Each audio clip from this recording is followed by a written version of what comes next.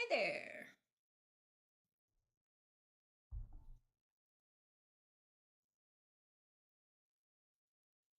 One moment while I get the chat up and running.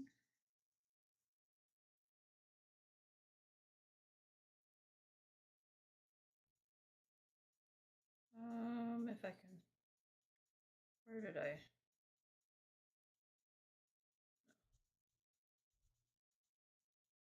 There we go.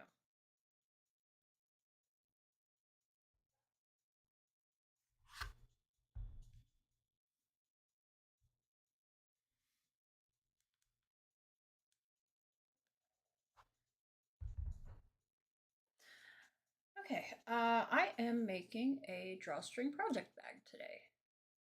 And I have my whole setup here. My cat in the corner.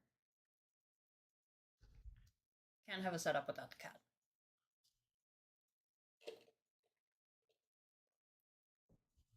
But he's pretty good. He won't jump up on the table or anything like that.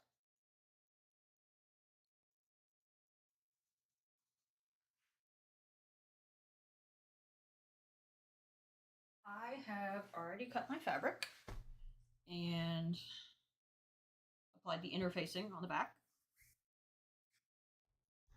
That takes a while to do, and I figured I would do that off stream. But I am ready to take all of my pieces here and sew them together. Here's my lining and the drawstring channel.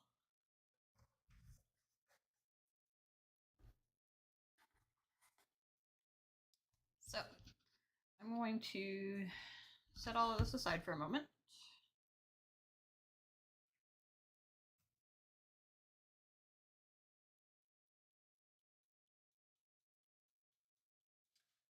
I'm just going to take the first couple pieces here. I've got, this is the main part, which I should probably show you the bag. I have a finished product here. So this, I used the same fabric for the base. This is the main portion of the bag, and then this is the drawstring channel at the top with a grab handle. It's got pockets on the inside, and it cinches shut.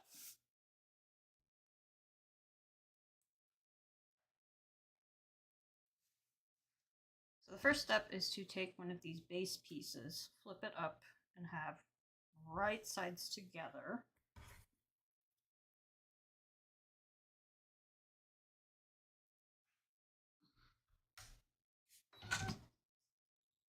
And I am going to sew along this seam with a 1/2 inch seam allowance,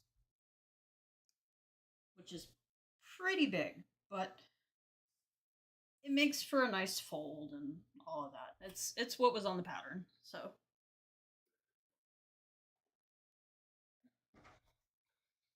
I'm gonna go ahead. I have a bowl here with a whole bunch of Wonder Clips. These things are amazing. I love them. I use them instead of pins whenever possible because these are a lot less likely to poke you and bleed you. So I'm going to line this up along the bottom as best as I can. And then just kind of clip it in place with a few of these clips.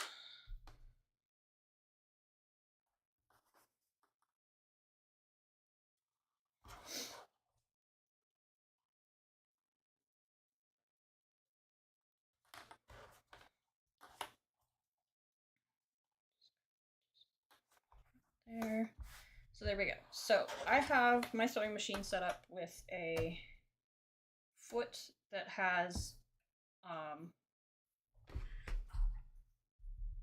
a guide on it. So I have my guide set to 1/2 inch if I have my needle in the middle position.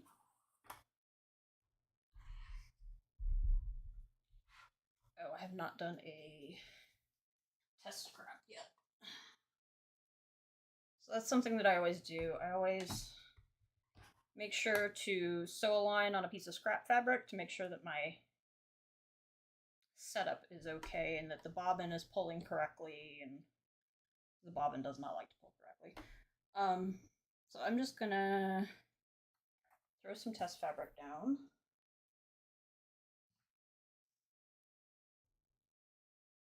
And just sew a line real quick. Just check that the bobbin is grabbing correctly.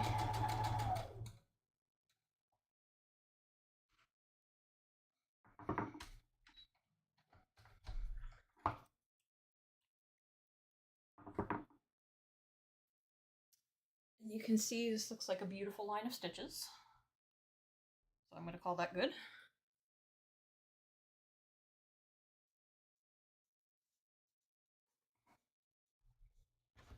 And I will sew this with a 1/2 inch seam. And the one thing I'm going to do, I'm going to backstitch at the beginning and the end. That's going to help keep the material from coming apart if you pull on it.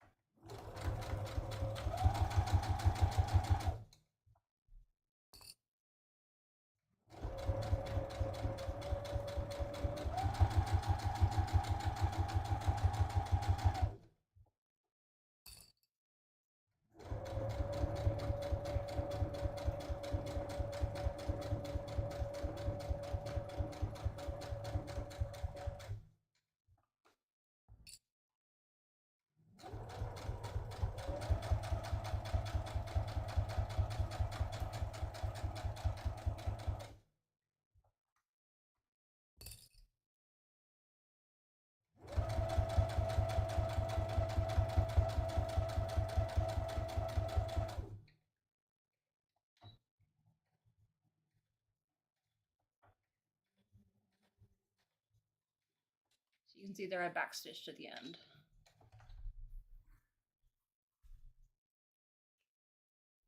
Now we have a 1/2 inch seam all the way down, which is hopefully fairly straight. I'm not the best, but I try.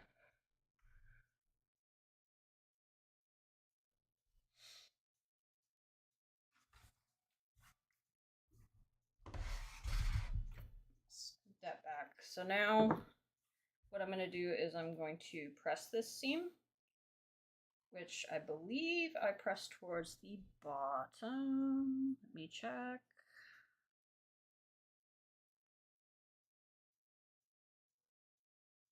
Yes, down towards the base.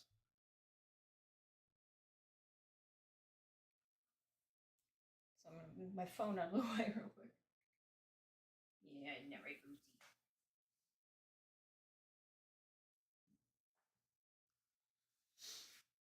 And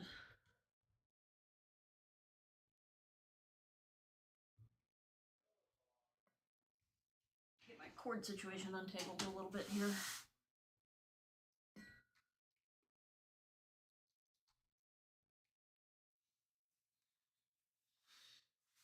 Okay, I have a mini iron. I'm going to go ahead and turn on. I just plugged in.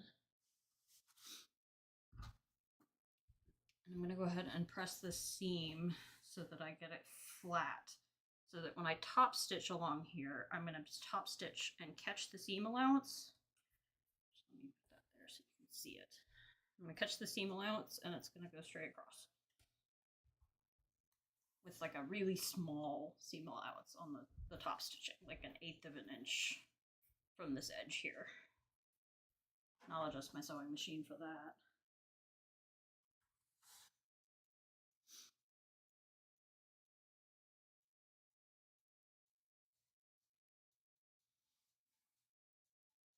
First, my little iron has to heat up.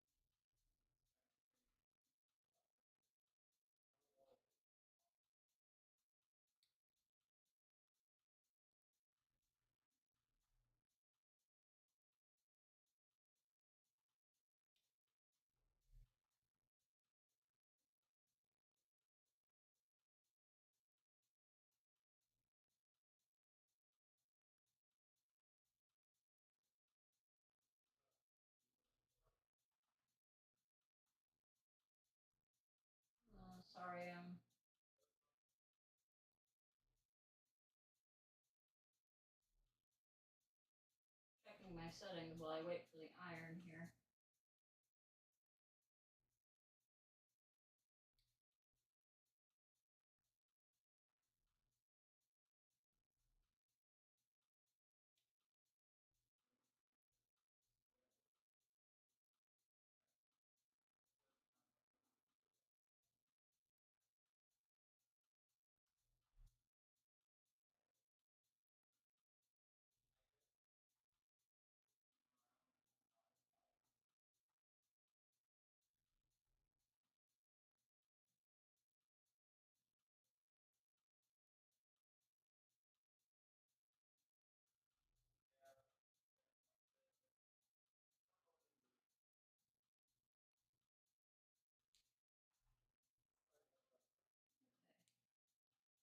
How do I find...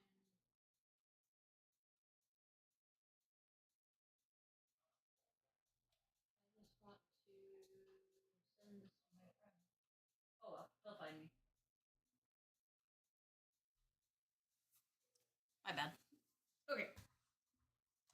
I'm just gonna carefully press this seam. I'm actually gonna do this from the back because this fabric has some glitter metallic elements on it, which are something that you don't want to iron directly.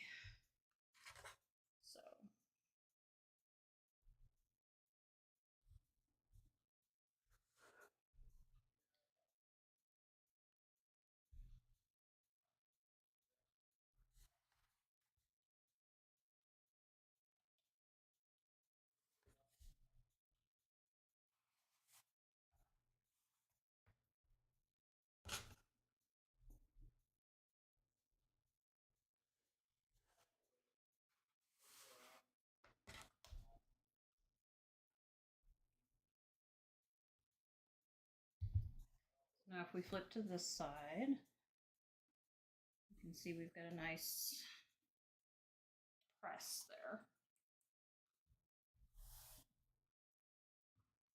So now, like I said earlier, I'm going to top stitch along this to hold the seam allowance and the base together.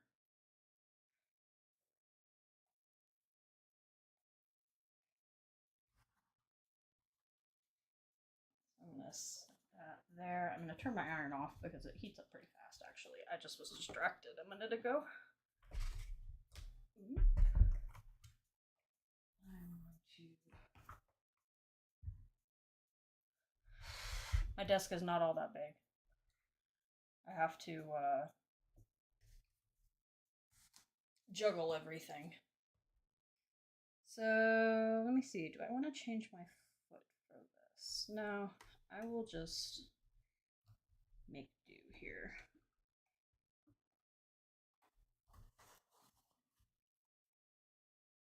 This did not press quite cleanly like I wanted to.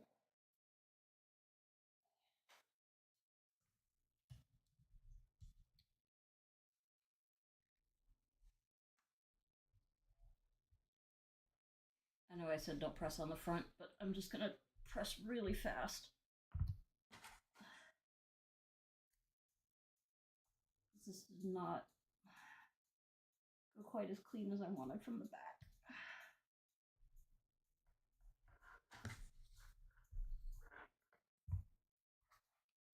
Let's see on the other side.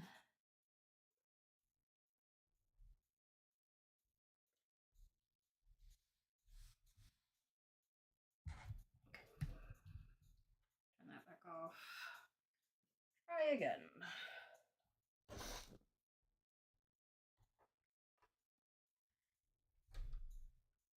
I'm just going to line this up with the press along the left side of my presser foot. And the middle is where my stitching is going to be, and that's going to be about 1/8 of an inch from the side of my presser foot, and I just know that. I will go ahead and back stitch this, but the top stitching is going to be kind of hidden anyways, and it's not like a structural portion, so sometimes I don't always backstitch it.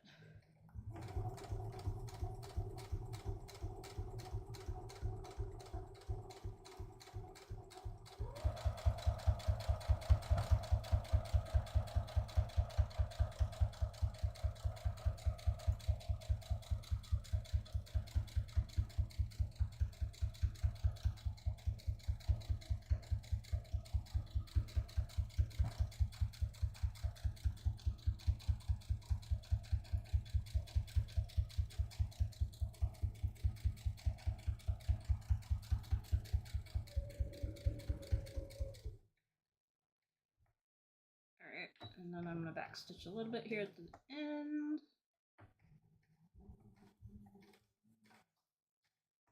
Stitch off the side. And snip. So there we have a beautiful little line of top stitching. So I am done with this particular piece, and I'm going to do exactly the same thing on the other piece. So I'm going to set this piece aside.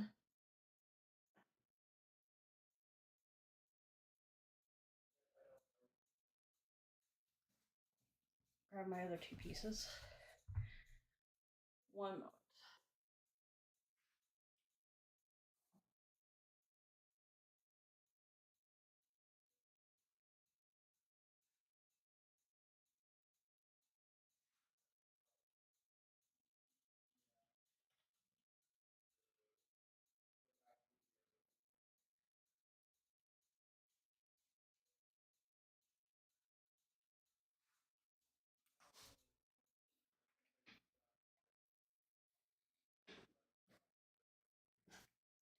And one moment ago.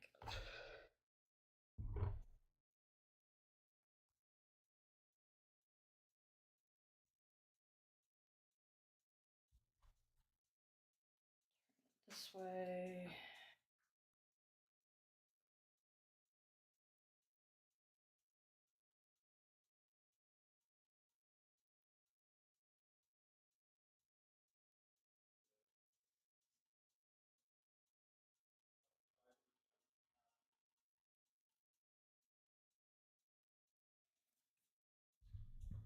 And there we go.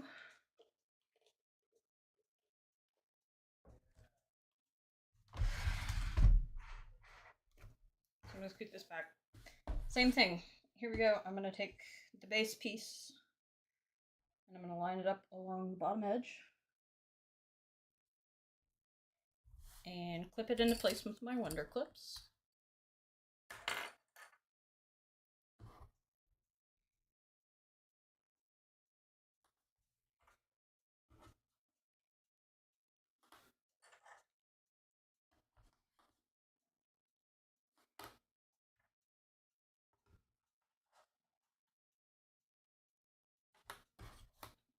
Make sure that I line this up properly.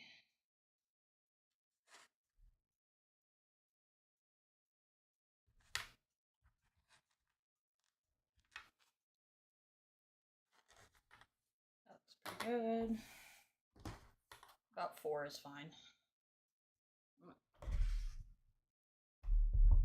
Move my poor sewing machine back into place. Alright, 1/2 inch seam.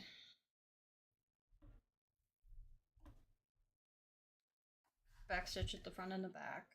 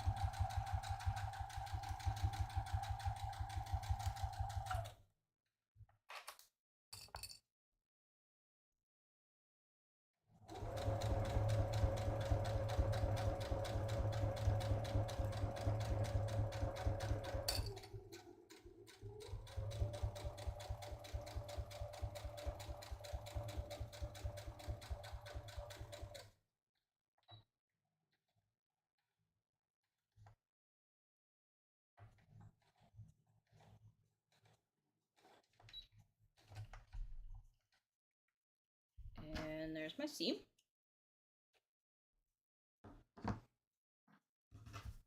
1/2 inch. So I'm gonna kind of move that out of the way and press my seam again, and I will probably do it from this front side and just say screw it, as I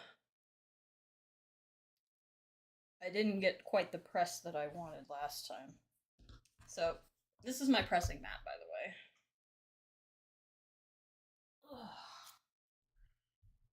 So I'm just gonna go ahead and just kind of press this in place with my fingers. Oh, it would help if I turned on the iron.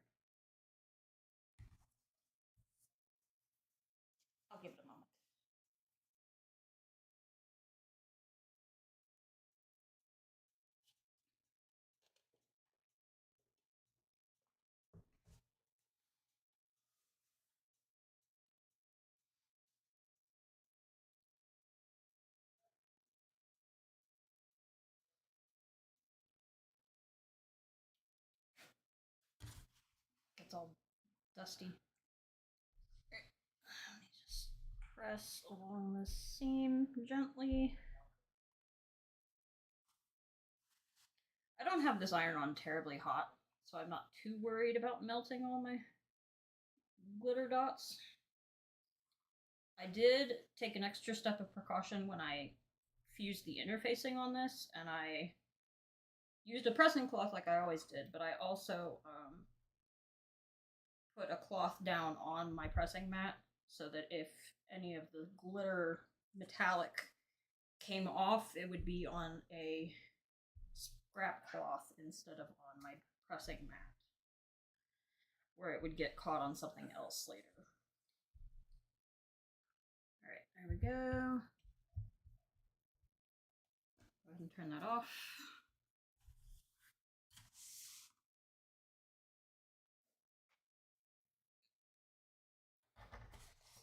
Set that aside for a second.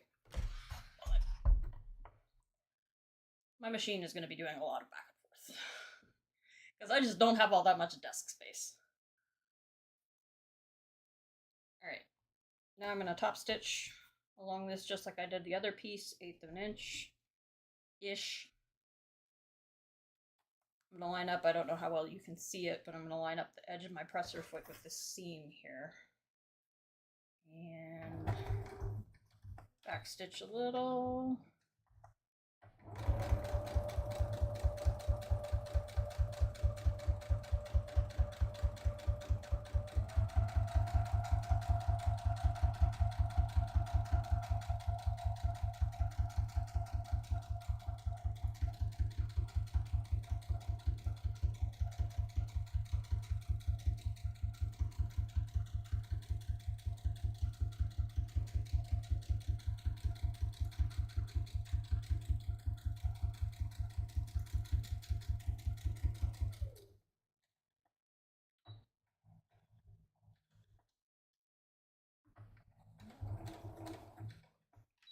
Alrighty. There we go. I have my nice little top stitch.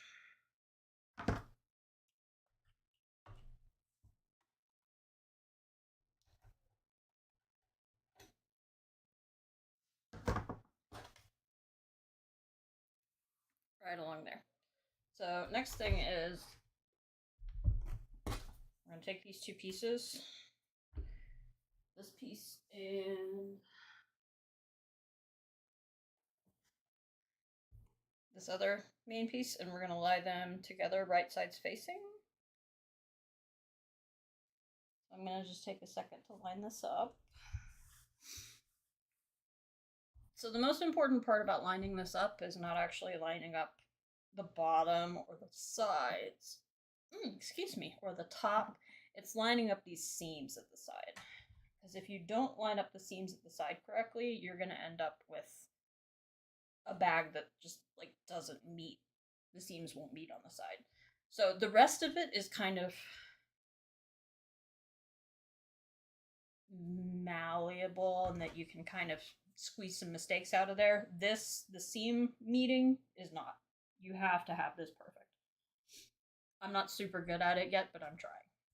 So what I'm going to do is I'm going to meet up these seams on the side. I'm going to match them as best as I can, and then I'm going to clip directly on this so that it stays together right there. And I'm going to do that on both sides. I'm actually going to flip this over because I'm going to flip it over when I sew the second seam. So I want my clip facing the other direction. It won't be a problem when I'm sewing. So I'm going to line these up real carefully. Just clip that. Okay, and I'm going to flip that back over. Now that that is done, you can see that the rest of this does not meet up very cleanly. And I can adjust this a little bit. But like I said, the rest of these are a little more forgiving. So I'm just going to go ahead and clip around the outsides. We're going to sew a seam here, here, and here at the bottom. So I'm going to clip up those edges.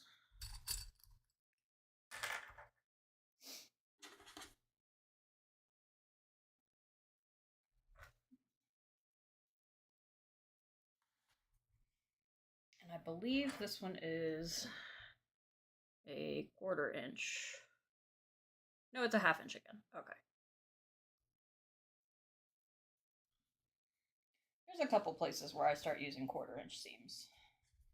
This is not one of them, but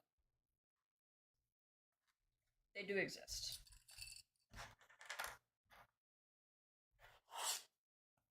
This over. Push this up as best as I can.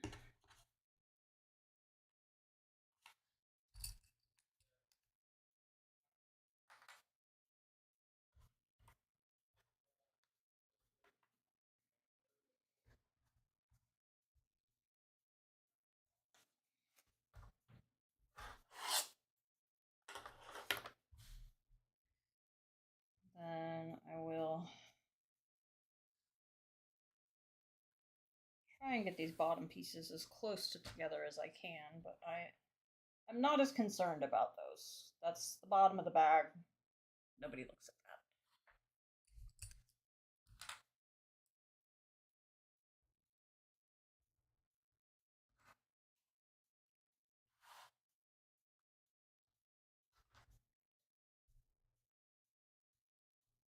Alright, that looks good.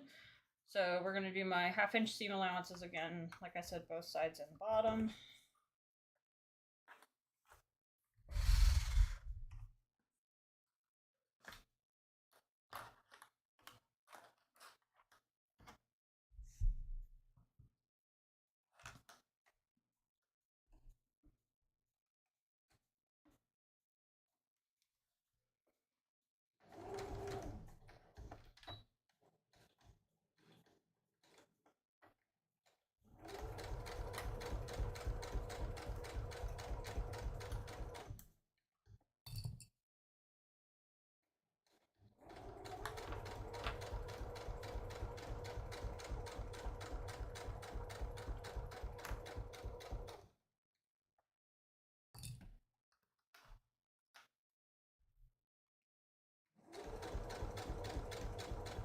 So now I'm coming up on the join.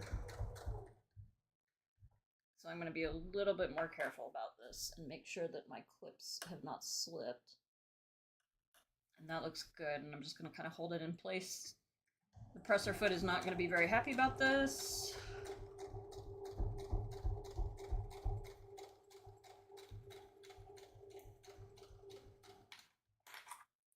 And we're just going to kind of sew right over those allowances. The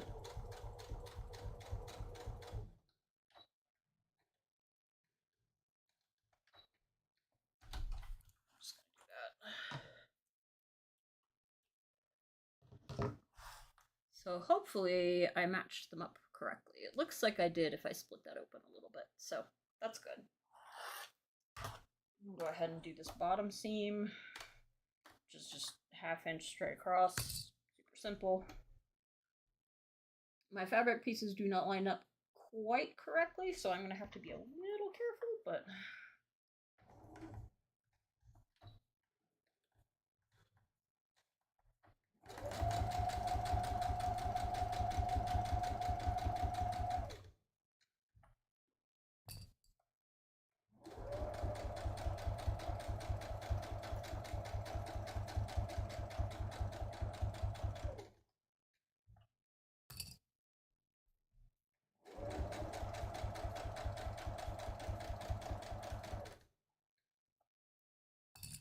now the side is getting stuck a little, so I don't want to.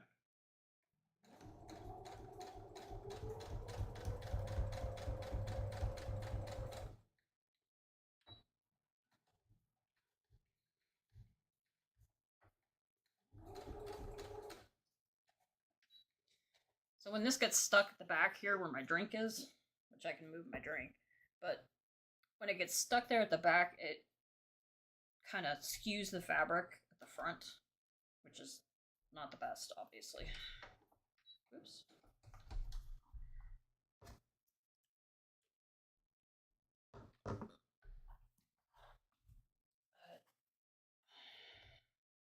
So it's just something to kind of be careful about.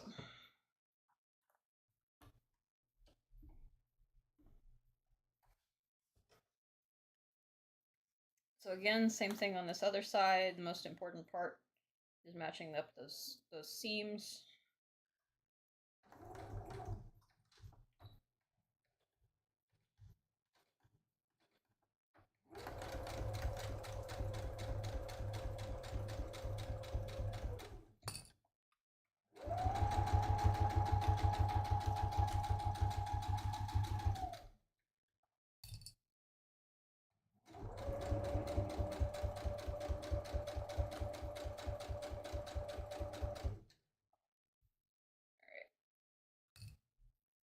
Match these up carefully.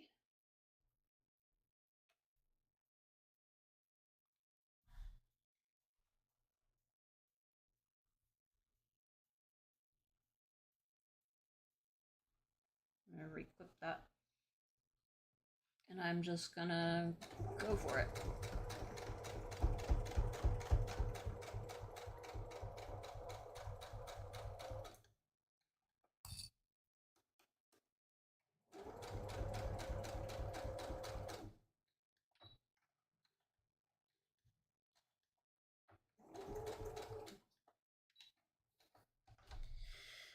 And there is the second set of seams done. So now let me check how I did. You can see this one is mostly straight, but it kind of shifted a little when I put the presser foot over it. It was lined up, but sometimes that happens and it just kind of shifts, which is not the best. I haven't figured out how to stop that from happening yet, but if I make enough of these, I'll figure it out. Next step, I'm going to box these corners.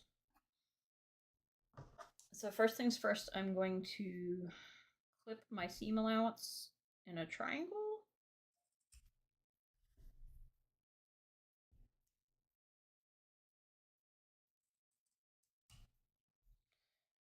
Just to kind of get some of the bulk down when I sew this next seam. I'm going to do that on both sides.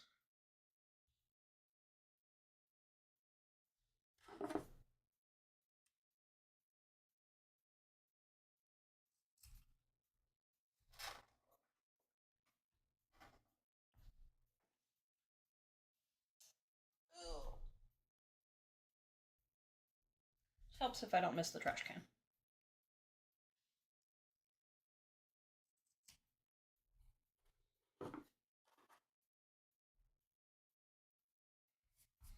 All right. So next step, I'm going to take this and open it up. And this section here and this section here are the same length. So they're going to meet up in the middle. And I'm going to kind of fold my seams open on both sides. Now you can press these, but these are really hard to press in my opinion. So I just kind of clip them. I do have a little roller that kind of rolls my seams into place. I use that sometimes. This one's big enough. I think I'm just going to clip it and it should be fine.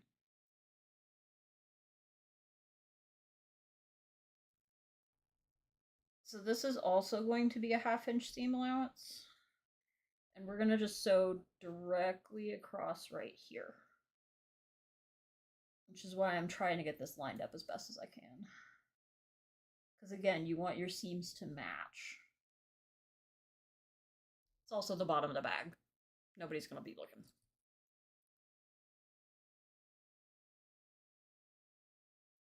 So I'm going to actually clip 2 clips here. One on either side. And then I'm going to clip one down here just to hold it in place. Normally I don't do this many clips, actually. Which, actually, I want these clips facing the other direction, so I want the flat side on this side. Because I'm going to sew it with the bottom down. It's just easier that way.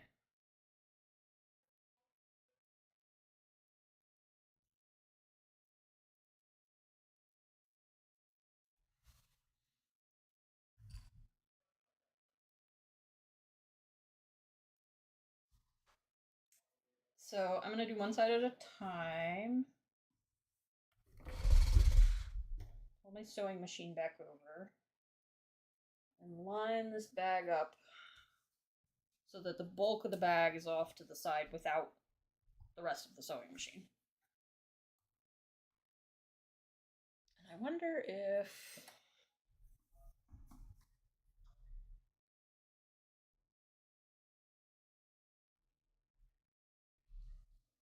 Let me see. That works pretty well, actually.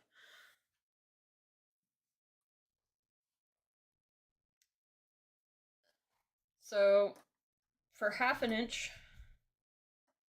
it's not going to start over here. It's going to start way over here, up on the bag, and go down and across. And I'm going to kind of hold the seam allowance flat on either side.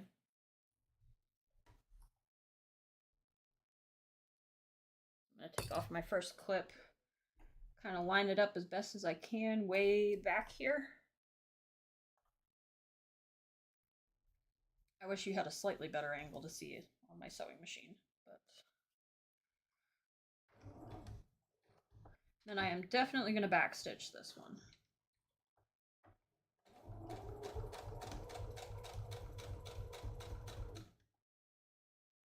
And then here, I'm going to take this first clip off. I'm going to make sure that everything is folded out correctly. I'm just going to kind of... The hardest part is making sure that seam gets under the presser foot.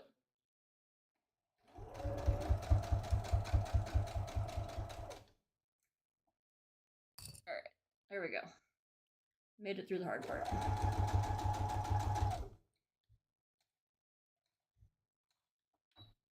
And then I'm going to backstitch again.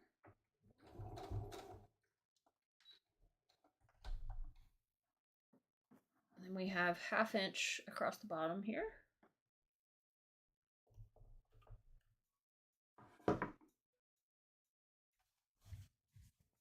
And you can see I caught both sides of the seam to butterfly out. Now when I fold this out to the other side, it's going to have a boxy bottom. So now I'm going to do the same thing for the other side.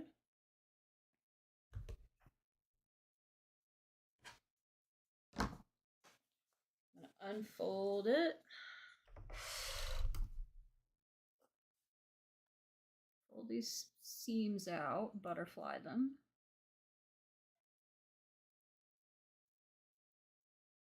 Line them up carefully and clip. So I'm just going to do one clip, but I'm going to do it right on the seam so it holds the seam open. Then I'm going to clip down at the bottom here.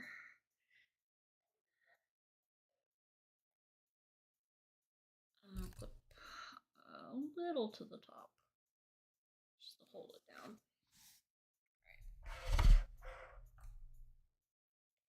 Again, bulk of the bag to the left. And I'm just going to kind of set the presser foot down 1/2 inch back. Make sure my seams are butterflied open properly on the back side. And I'm going to start the seam and backstitch.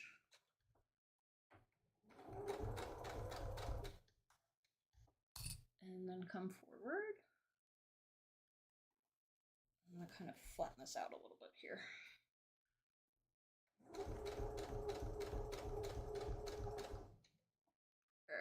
there. We got this seam caught under the presser foot. Everything looks lined up decently. Pull this just a little bit.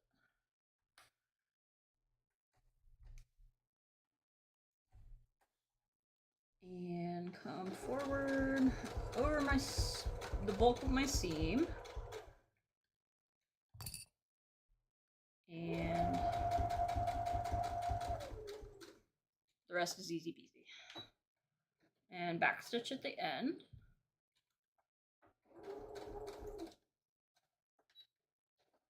And pop it up.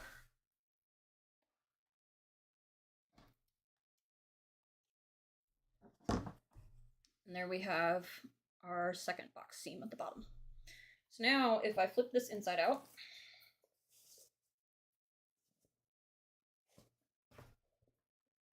let's take a look at how I've done so far. I've matched up this seam pretty well. I've got a nice boxy bottom.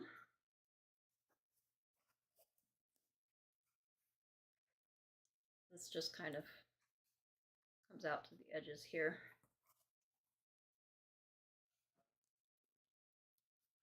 And that one's a little off, but not too much. You can't tell.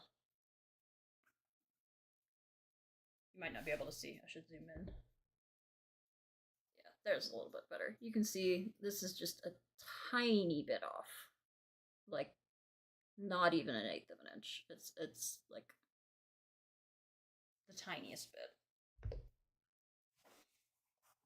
So I'm going to leave this flipped right side out for the moment, because the next step I have to do with this portion of the bag requires me to have the bag right side out. So I'm going to set this part aside for the moment, and we're going to go to the inside of the bag.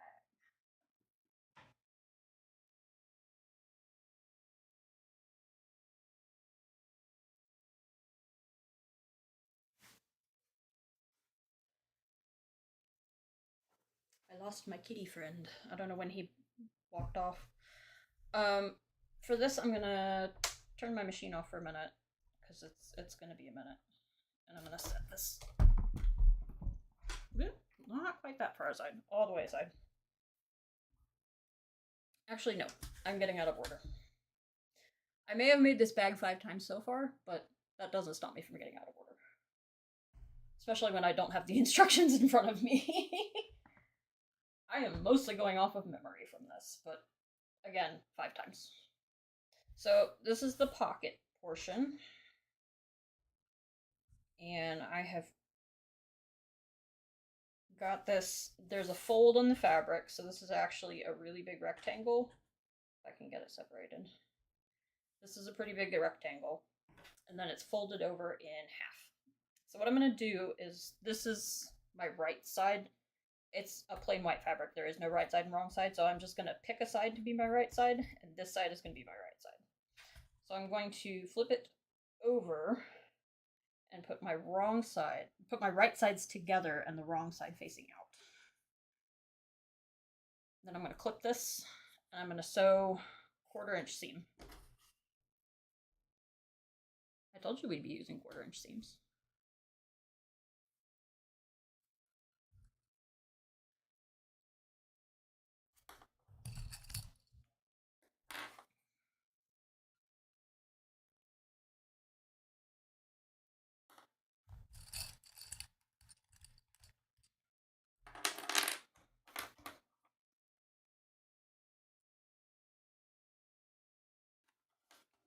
So this is what I had on hand in my stash to pick for a lining fabric. This might be a little on the thin side. We're going to find out together. Whether the lining shows the outside of the bag through. Now, the bag has the interfacing on the inside, so it might not show through, but honestly, I have no idea.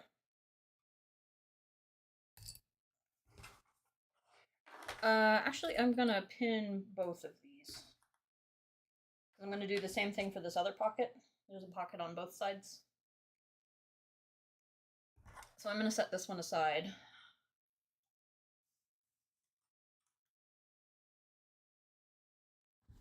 And do the same thing with the other pocket.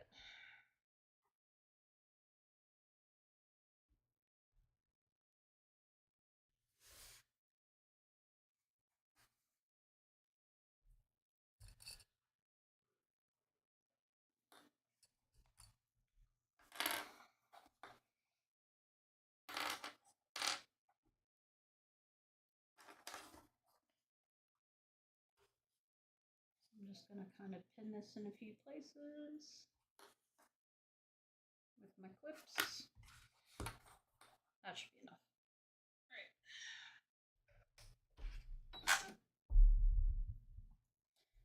All right. Now, it's a little hard to see. If I tilt my machine, maybe you can see it better. Probably not. So, my needle this is an electronic sewing machine. My needle can be in many different positions from left to right. My machine defaults to the leftmost position.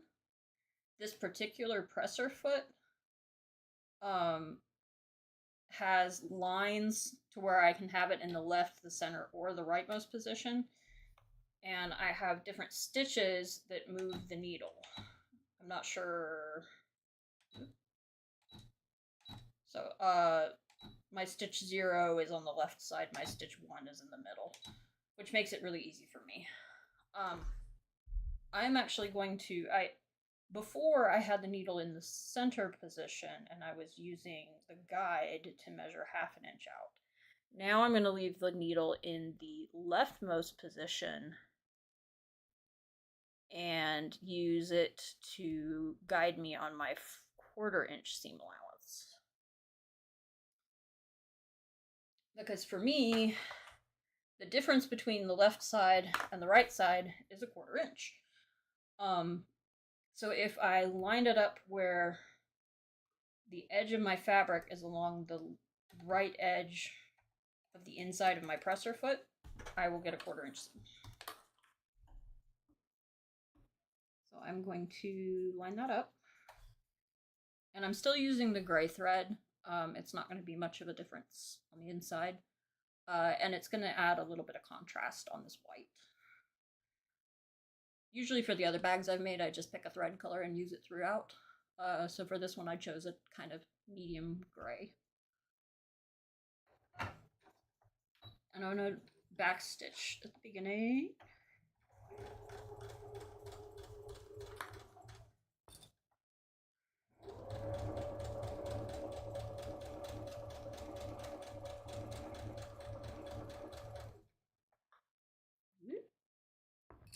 Got a thread.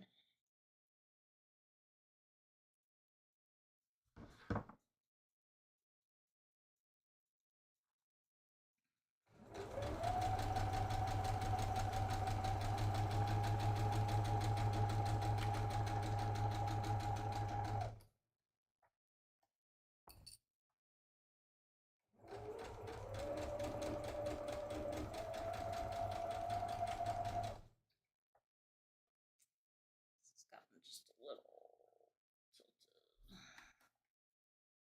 Didn't do the best job clipping this. Clip that a little further down there.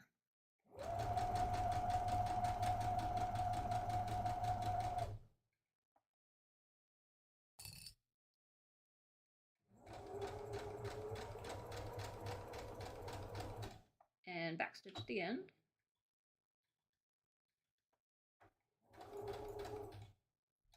I know I say that every time, but it's important.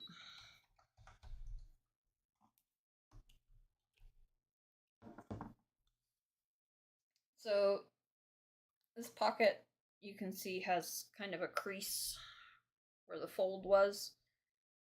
And so my right side is on the inside. So I am going to flip this pocket so that the right side is now on the outside. And that makes my crease where I had the fold of the fabric come out to be the top of the pocket.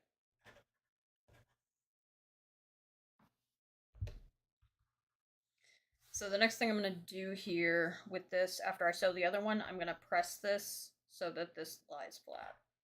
Which this is a difficult seam to press. It might be a little less difficult with this really lightweight fabric, but it just, the middle doesn't spread very well. So it's a little hard to get an even press along the bottom.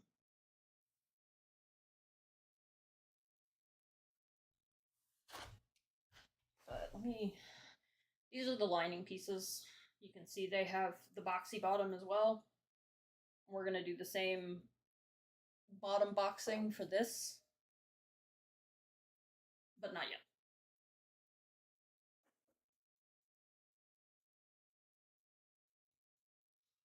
Oh, first I'm gonna set this aside. And I'm gonna sew my other pocket.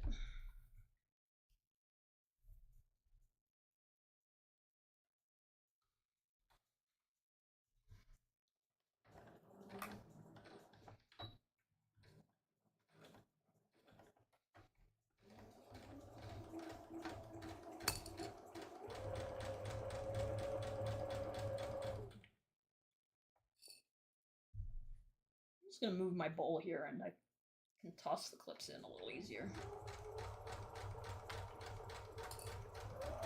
Yeah, that's my plan.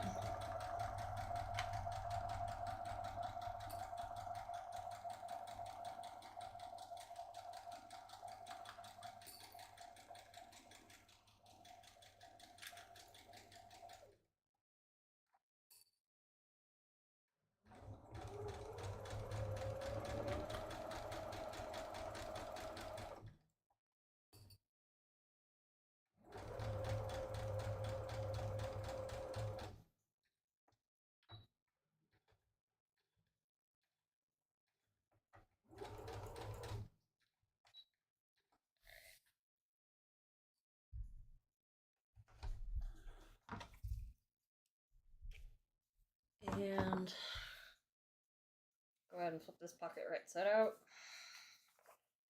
And I'm going to turn my sewing machine off and scoot it back so I can press these seams and do some measuring and drawing. So this is just kind of tricksy. Go ahead and move this over a little bit.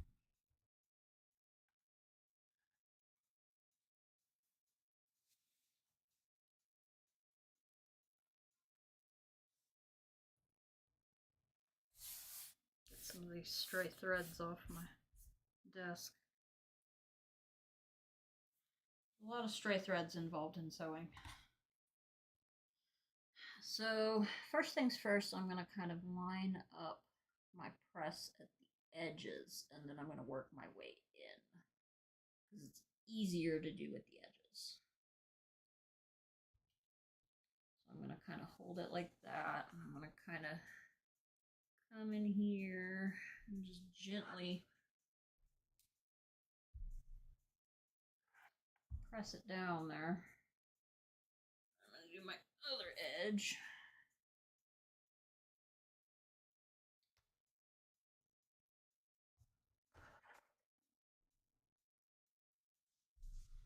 Endeavor not to burn myself. Alright, so both my edges are pressed, so now I've got to get the middle kind of spread out properly. About like that. Kind of lightly press this until I'm sure that I have it correct. I'm going to kind of flip it over and just caress it into place. Very carefully.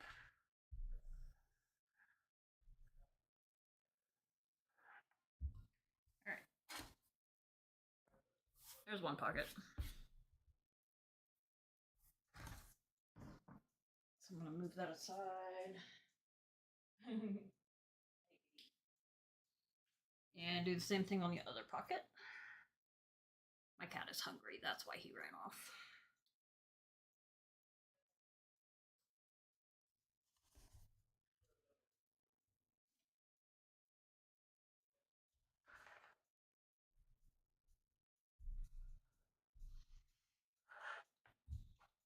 Again, I'm just gonna kind of hard press the edges because those are easy for me to get and snug into place.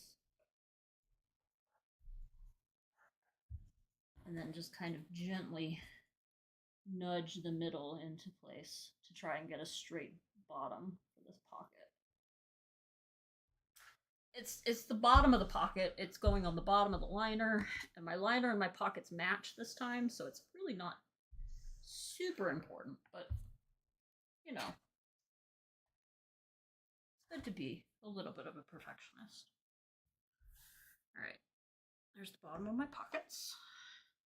All done. I'm going to turn my iron back off because I'm not going to need it for a moment. Set it aside. So what I'm going to do, these pockets are going to be divided, and they're going to be divided with sewing. So I need to know where the line is. Oh, hello. You came back. I need to know where the line is for the middle on one side and then 3 inches in on the other. So one pocket I'm going to divide down the middle. It's going to be 2 large pockets. The other pocket I'm going to divide 3 inches in, and I'll have 2 slim pockets and 1 big pocket in the middle.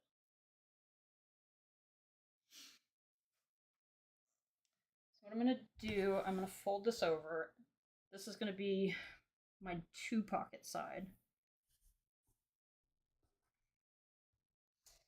And this is white fabric, so I have to decide how I'm going to mark this. Because most of my fabric marking pens are white. You having fun over there, buddy? He's having fun. He's in his fish hut. So I have 2 options here, basically. I have a disappearing ink purple pen, and I have chalk that is also purple. So it's really purple or purple. The problem is I'm not sure how well the disappearing ink pen will come off, but I know that the chalk can rub off.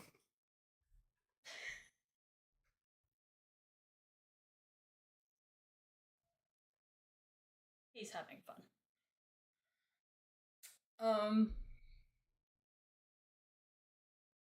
Usually what I would do at this point is test it on a piece of scrap fabric. This bag in particular is for my own personal use, so honestly, I don't care if the disappearing ink pen doesn't disappear all the way. So if this was a bag I was giving to someone else or selling, I would definitely use the chalk. But I think I might use the pen today. This pen is air and water soluble. So theoretically what I can do is just steam it and it should rub off. I'm going to grab my ruler. I'm going to get this along this line that I just folded, which I think I can see better from this angle.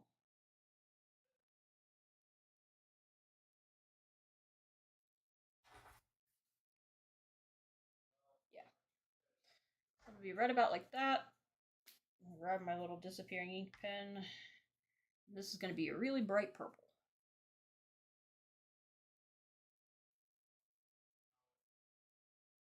I'm just going to draw a line right down that crease I just made. Now this looks like I've just ruined this. I swear. It really is going to fade away. And it actually fades pretty fast.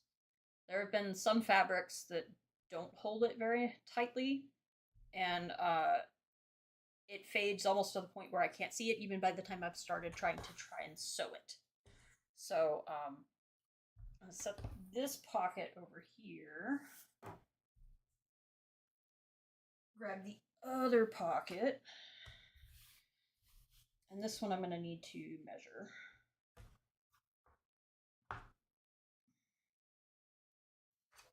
So I'm gonna kind of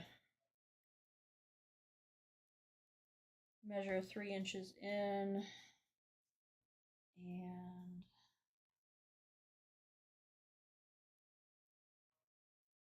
3 inches in, and I'm gonna come to the top. And this is just however you prefer to get your 3 inches. What I'm going to do is I'm going to line up 2 little purple hashes, and I'm going to just kind of, what did I do? Is this not straight?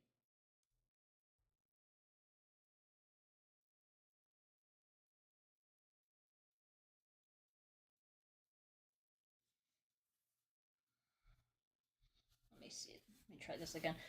I think one of my edges isn't straight.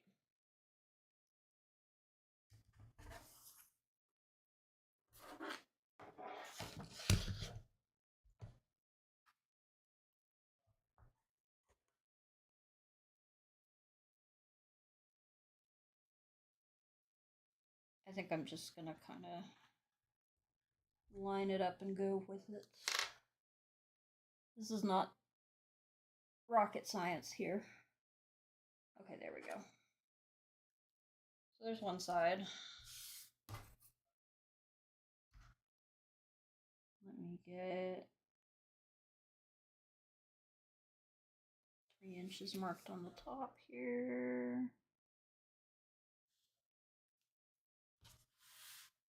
And then again, I'm going to use my ruler.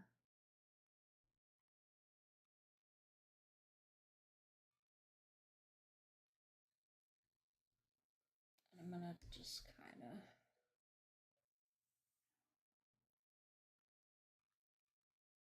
line that up. All right, there we go.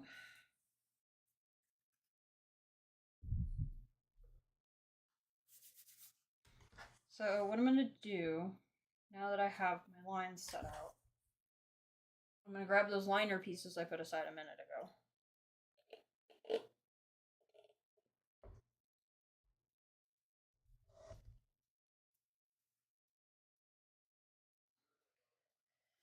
I'm going to grab them one at a time. I'm going to sew these one at a time.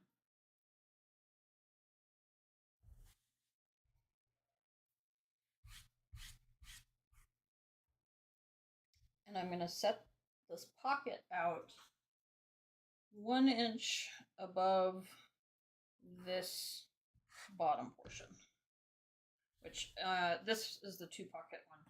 Or, sorry, the 3 pocket one. I'm going to do the 2 pocket one first, just to show you what's going on. And this is a little hard to line up because my bottoms aren't always even. It's hard to press it straight. So I'm going to grab my handy dandy ruler.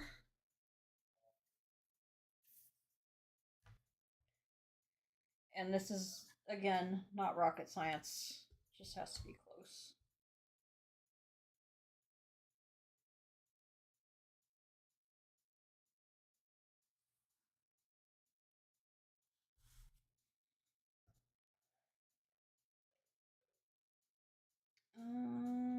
That's almost a little too much. I'm going to pull this pocket up just to see. This is just teensy bit of adjusting. All right, now what I'm going to do is I'm going to clip these sides in place.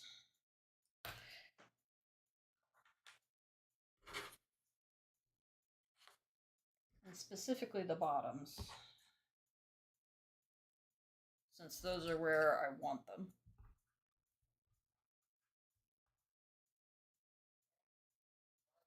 I'm going to clip these with the bottom, the flat sides facing down on all these sides, because I'm going to, here I'm going to do a 1/4 inch seam come down, 1/4 inch seam come across, then a very close seam up the line, over, and a close seam down the line.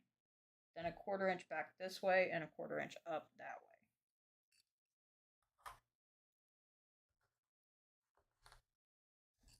So the hard part is this line in the middle.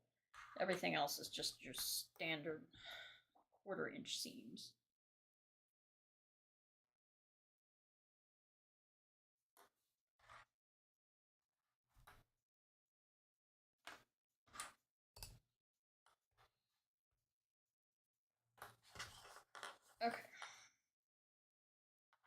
that over there. Get my ruler out of the way.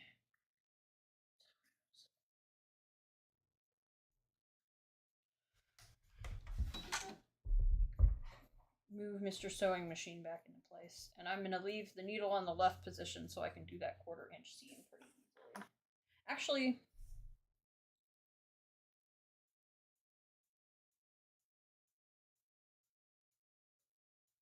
hold on.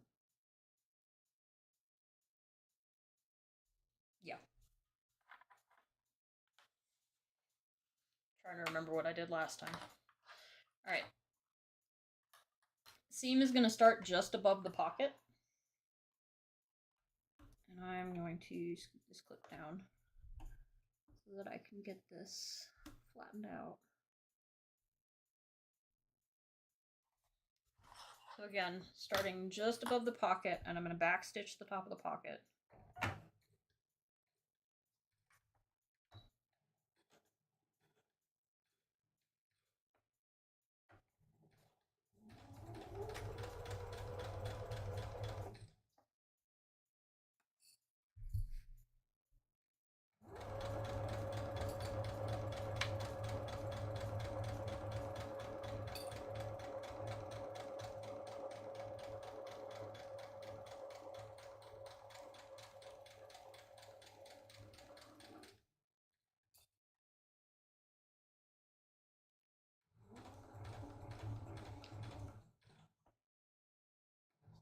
And I'm going to carefully stop at about a 1/4 inch from the bottom seam. So what I'm going to do, I'm going to leave the needle down, which if your machine is not a computerized machine, you're going to have to make sure it's in the down position when you stop. Then I'm going to lift the presser foot and use the needle as a pivot to turn my stitches. Then I'm going to line it back up. I've turned it 90 degrees, you can see. And I'm going to go all the way across the bottom until I hit just before this purple line.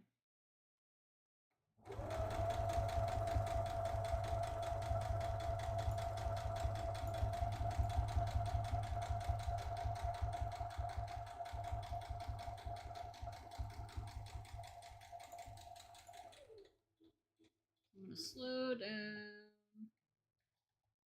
All right. That's about just before the purple line. So I'm going to lift the presser foot again, use the needle as a pivot. So the instructions say have 1/8 of an inch between your two seams. I like to do something slightly different. I have a slightly wider allowance, but it allows me to make 1/8 of an inch seam on either side. So instead of having 1/8 of an inch between them, I have a 1/4 of an inch. But it's not that big a deal when you have a 7-inch pocket. So what this allows me to do is now you can see my purple line will line up with my 1/8 of an inch seam allowance line. So in my case, I have a little red line right in the middle of my presser foot that you probably can't see, but I'm just going to follow the line and match the line all the way down. And that just makes it really easy for me.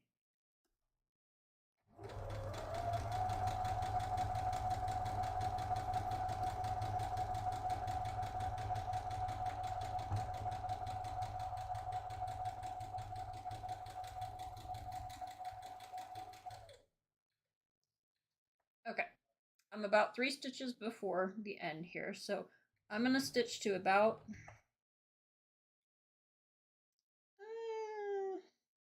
I think I can get one more. Yeah. I'm going to stitch right up to the edge of that pocket. Then I'm going to backstitch. And it's important that you backstitch right here because this is where that pocket is going to start coming apart if you do not. All right, then I'm going to pivot on my needle. Just very carefully line this up going over the line. And this is going to be 2, maybe 3 stitches. Looks like 2 today. Sometimes it's 3. Let me pivot and see if I like where that is. No, it'll be 3. I could do two. Like I just explained earlier, I like to keep the needle an eighth of an inch out, and then I like to line up my lines, and it helps me keep a straighter seam. Alright, so now I'm going to do about 3 stitches. Then I'm going to backstitch again.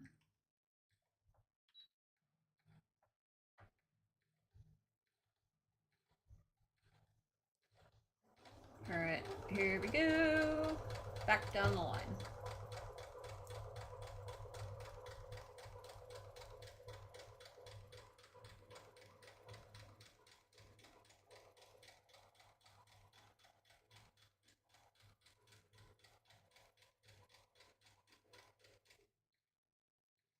And again, we're stopping about a 1/4 inch before the bottom.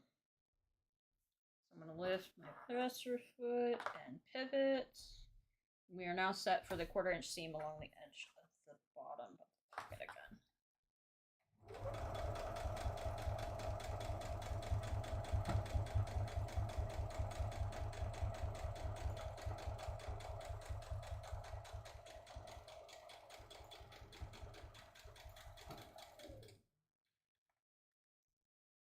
Pull that clip off that I have clipping the corner. And just carefully sew it into about a 1/4 of an inch. Do my pivot. Line back up. Gauging how much is a 1/4 of an inch is just like a skill you're just going to have to learn, unfortunately. I don't have a good trick for it other than use your presser foot as a guide.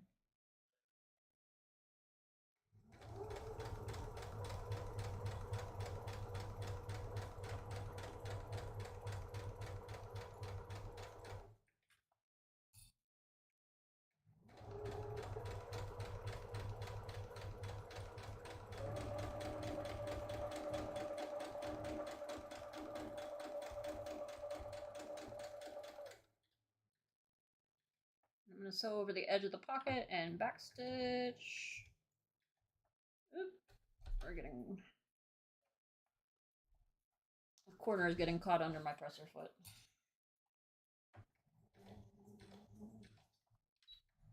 Alright, there we go. I'm not as worried about this edge because this edge with this 1/4 inch seam is going to get caught by a 1/2 inch seam later.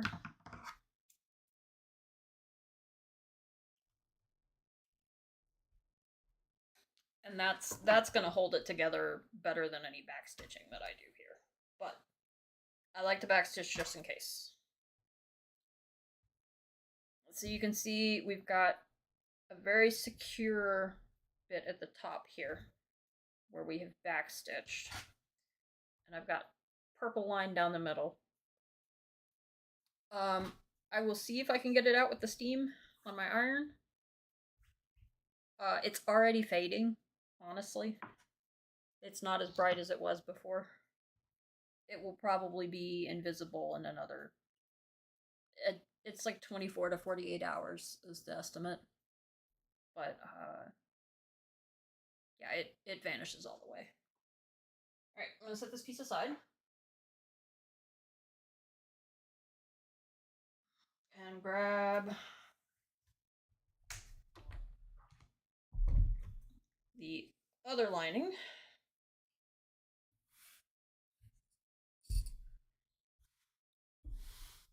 And the other pocket. And line that up as best as I can. Check it with my ruler. So this is a 2.5 inch wide ruler. It's got the 2 inches marked, and I'm just going to use that side and use the line. Kind of estimate about a little over 1/8 inch off. Inch is always smaller than I think it is. That looks pretty good.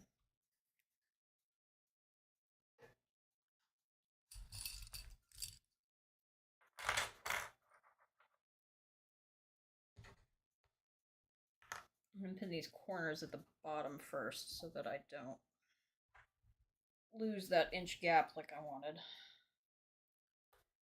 So the other thing is, the better I line this up here and here, the more the pockets are going to meet on the inside lining. But it's the inside of the bag. This is not a show quilt. I'm not sitting there with a magnifying glass looking at my seams. It's just trying to make it pretty.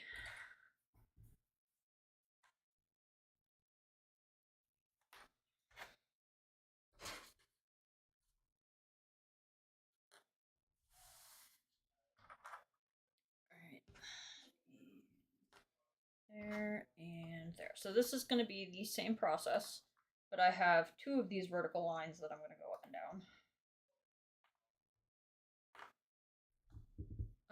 Before I start sewing, I'm going to take a moment to feed my cat.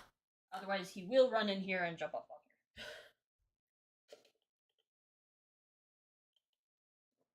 So, just a moment. Okay.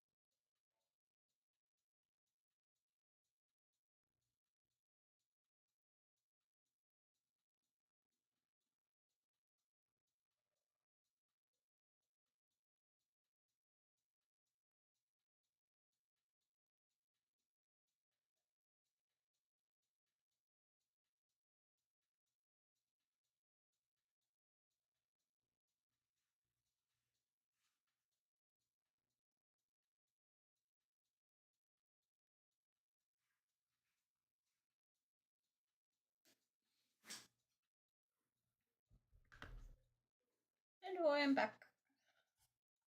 Alright. I'm gonna turn my machine on. Leave it on the left, because this is 1/4 inch seams. And I'm just gonna carefully maneuver this into place.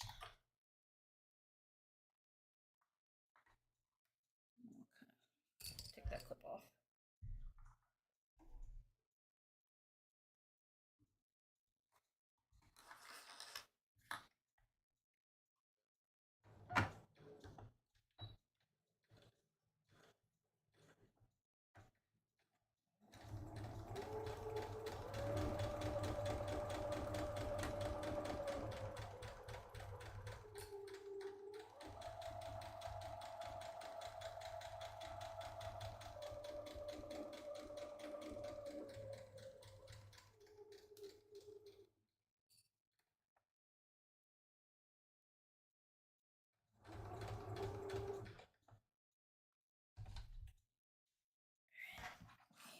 And pivot.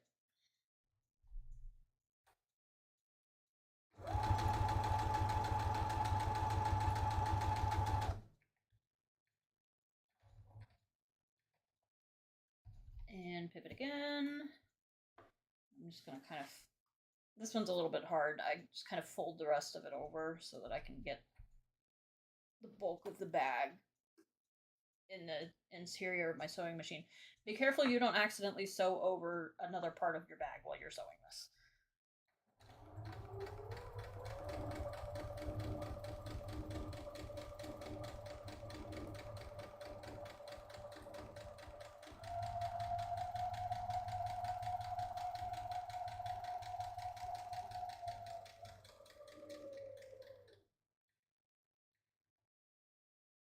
and back stitch, and front stitch,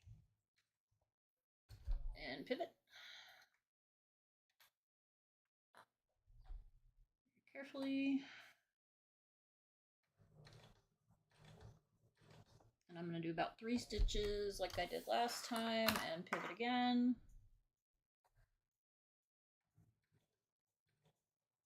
About 3 more stitches and back stitch.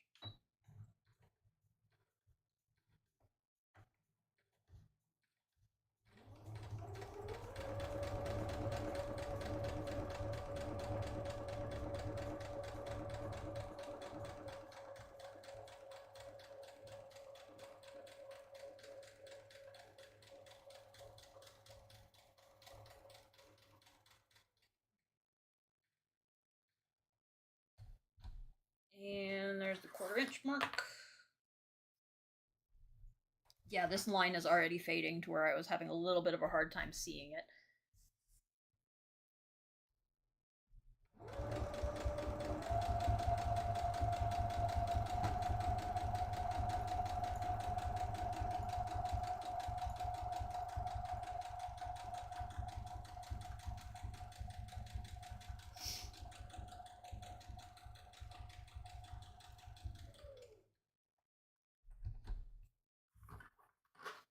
And pivot once more.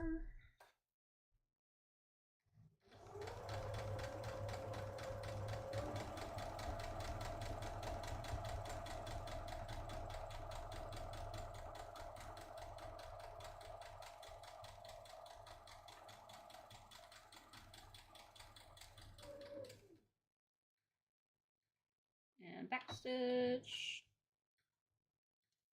And front stitch. And pivot. That's my... Okay, I've got plenty of bobbin thread. Don't run out of bobbin thread, that's a bad time. Alright, and 1, 2, 3.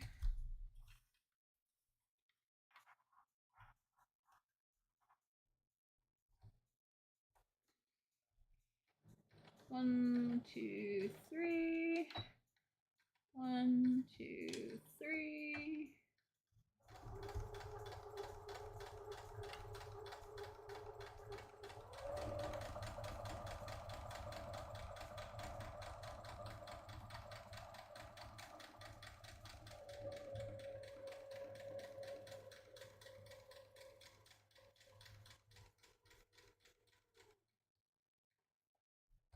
And pivot again.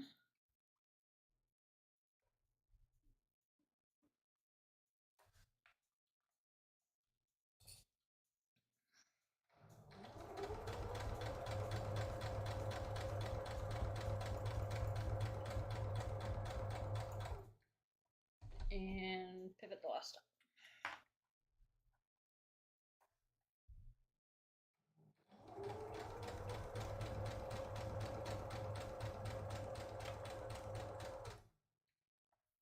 Make sure this edge is still lined up on the back.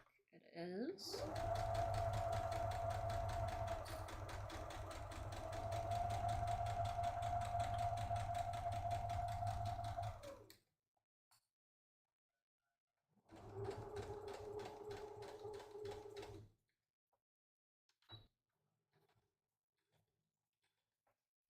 This keeps happening.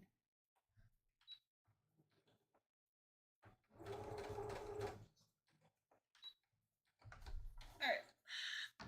And there we go.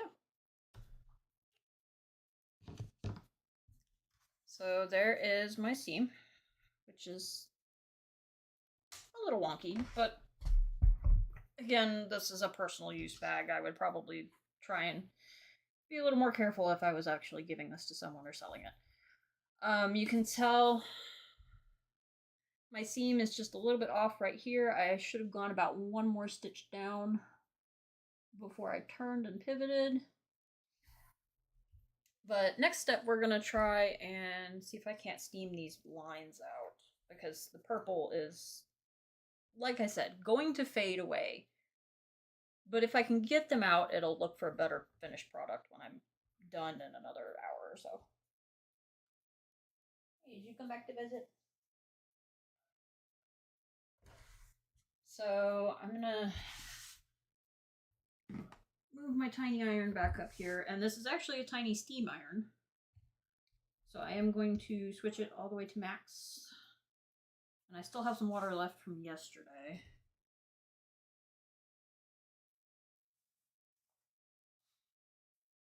So I'm going to try and steam these lines out. We'll see what happens.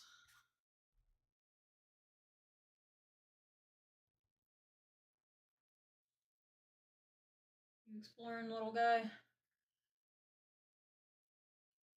My cat likes to explore in my craft room, which can sometimes be disastrous. So if I have to bolt in a second, which I'm going to have to.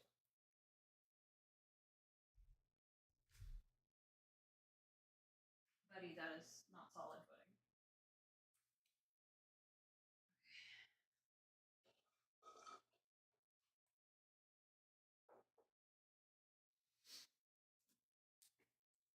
All right, so I'm gonna hit the handy dandy steam button and see if I have enough water left in here.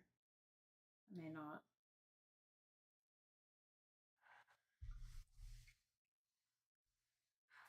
Ooh, that just made it show up really.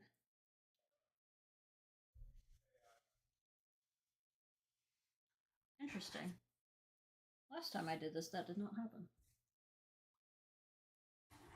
Okay, we're gonna... Oh, now it's trying. That's fun. The heat's making it show back up. I have not tried that before. What I am gonna do... Okay, it's sputtering. It's trying here. I don't think it has enough water left in it. But that's okay. I have another solution. I have a squirt bottle.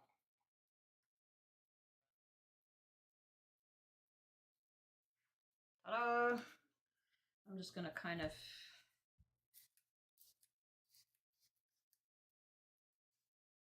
Oh, now it's disappearing. Good. Yeah, okay. So now I'm just gonna kind of use this to steam with my iron, and you can see, maybe you can see, the places that got good water on it are definitely disappearing.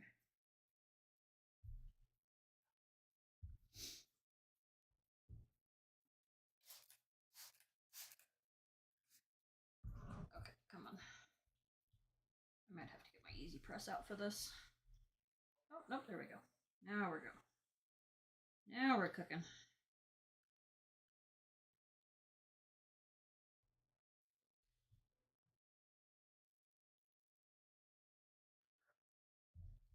My line is about half gone now, if you can tell compared to the other line.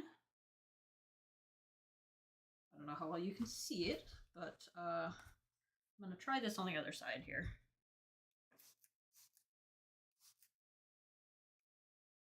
Give it some time to wear away. Ah, there we go. That's the trick. I just need to let it sit for a minute.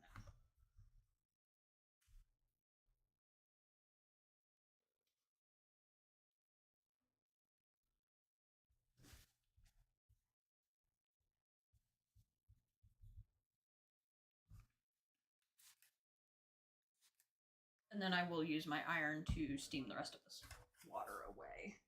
It's the great thing about fabric. You can just get it wet and it doesn't matter. It's designed to do that.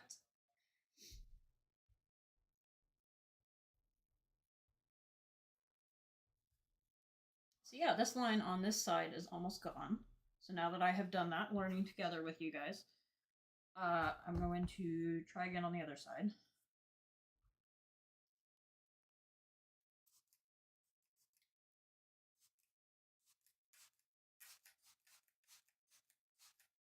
Just kind of carefully let it sit a minute. Let me let that sit and go back to the other side. Now that the line is gone, I can use my iron and kind of dry it off.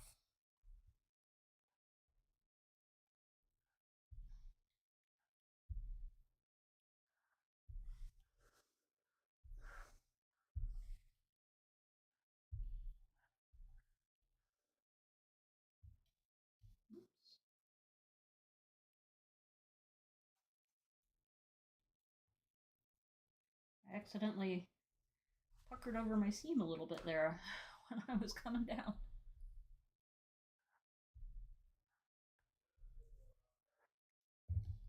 Alright, and the other side I'm going to dry it off. And I'm going to do the same thing with the other lining piece.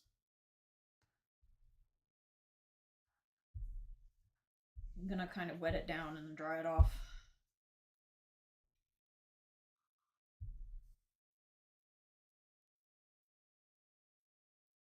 I'm just going to gently dry this piece off.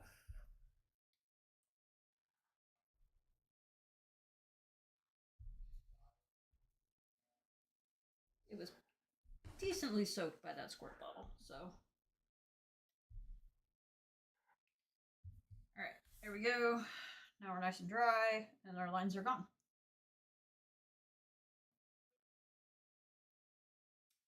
Now I just have one line on the other one. It's fading pretty good at this point. And I'm not going to put the iron on it because I found out that makes it show up more.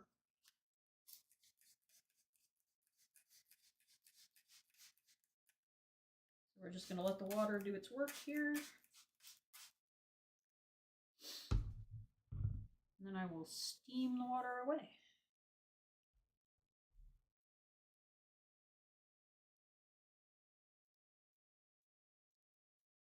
It's like watching paint dry.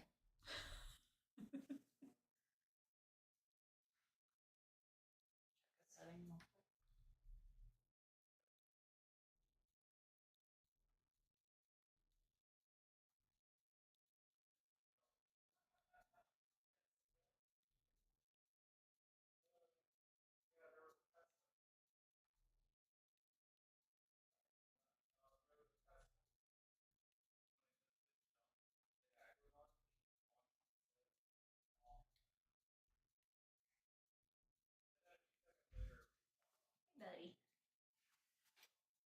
Alright, that line is gone. Just about. I'm going to kind of rub it with my finger like I did the other one, and that kind of got the last of it off.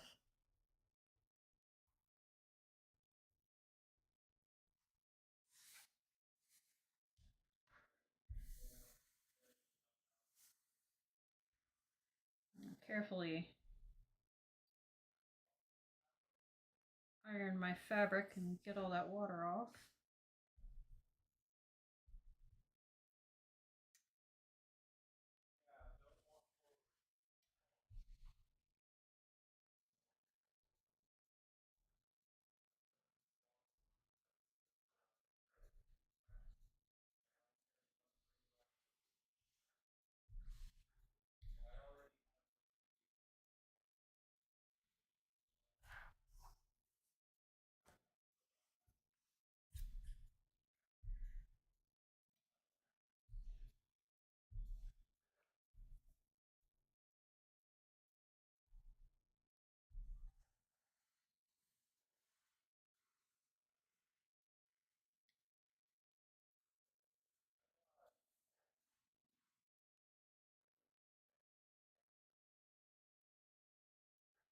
Alright.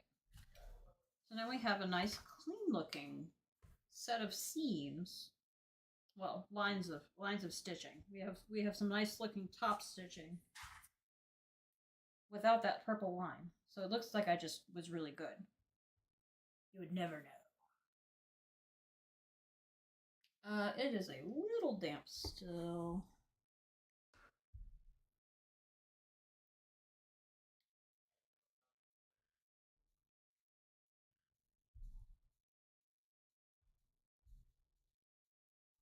Kind of soaked through to the bottom layer.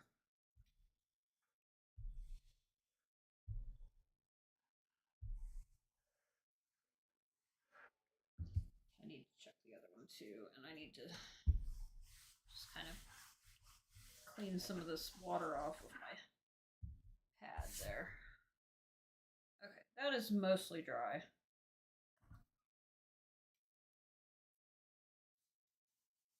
That's dry. That's not dry.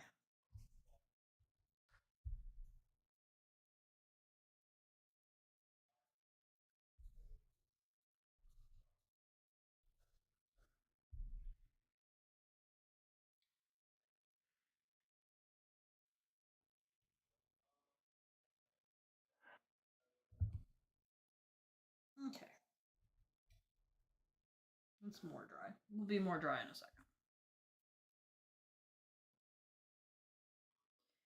Okay, so I'm gonna go ahead and turn my iron off and set it a little further up. Again, working with a small desk, you do what you can. So now I have both of these pieces, so I'm going to put the pocket sides together. Here's the pocket side. So those are the right sides for this liner. So I'm going to put the right sides together. I'm going to try and line them up, sort of. It's going to be a little hard because the pockets are not exactly straight.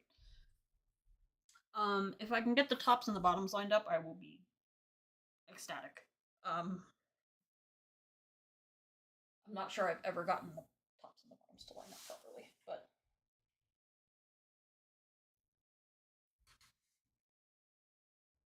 hey, this might be today. Today might be the day that the top and the bottom actually line up. Alright, I'm going to start clipping. And I'm going to kind of clip the tops and the bottoms here. Try and get them lined up as much as possible. Might have to stretch and shrink some of this fabric a little.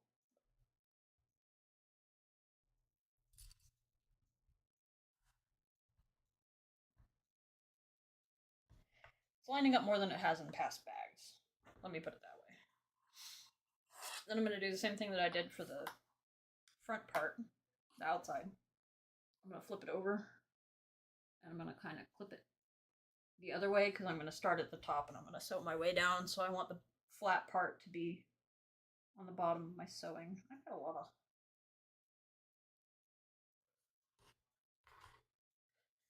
I'm going to give it a haircut.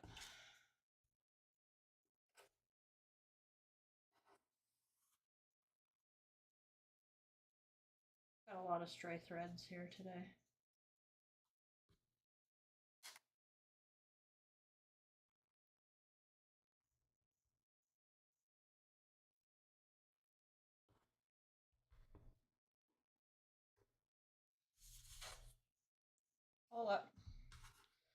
All that to go off into the trash. Alright. Let me get this lined back up and clipped.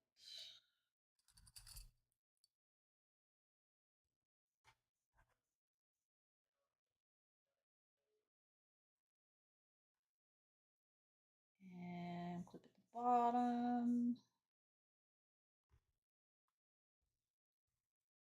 And we'll kind of clip it once in the middle just to kind of hold it in place. I'm going to flip it over. I'm going to clip one more time in the middle here.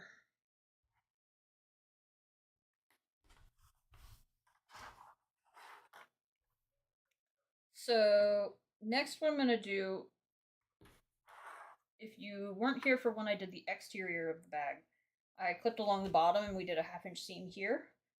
I am going to do almost the same thing in that I am going to leave an opening at the bottom of the bag that we are going to use in about 5 more steps to pull the outside of the bag through the lining and flip it right side out.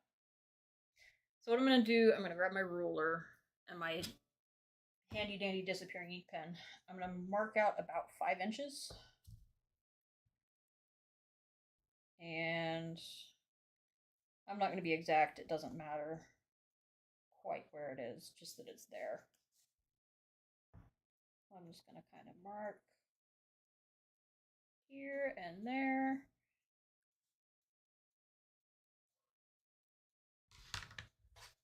And get my ruler out of the way. And I'm going to pin with my clips in such a way that I am knowing where to stop. So I have my purple mark and I'm going to clip here.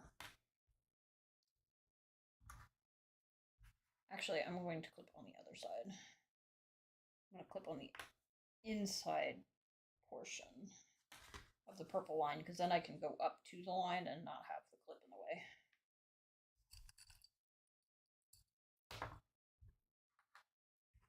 convenient.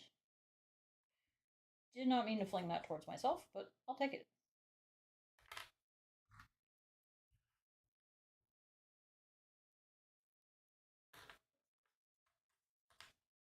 I'm gonna just kind of clip these corners in place, and we're gonna start on this side of the bag with a 1/2 inch seam. I'm gonna move my little snippers out of the way, move my bag, and get my sewing machine back. Now again, I'm gonna switch to stitch number 1. That's gonna put my needle in the middle, and that's gonna be able to use my guide foot to get this 1/2 inch seam. So this one I'm going to start at the very top and not above the pocket. And this is, in order to get this to line up properly, the top is not lining up quite right. But that's okay. The top is going to get stitched in anyways. Move this over here.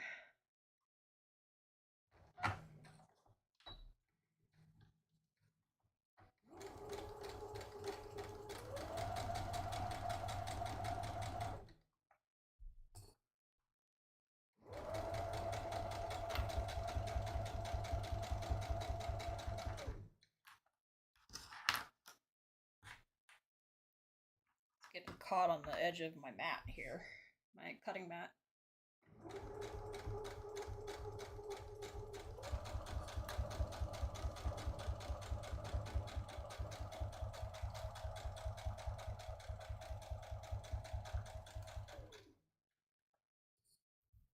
I don't think this is going to line up. Nah, this is not.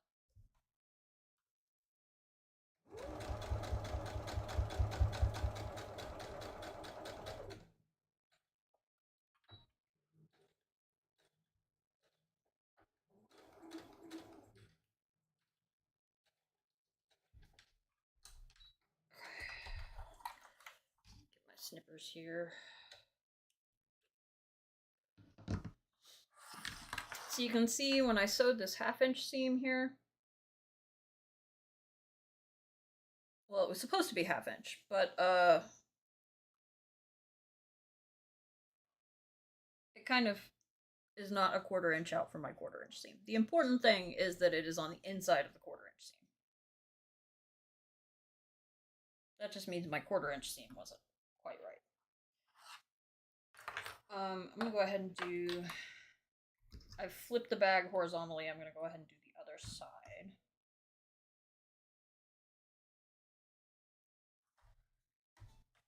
Did I? No, that's in the right spot.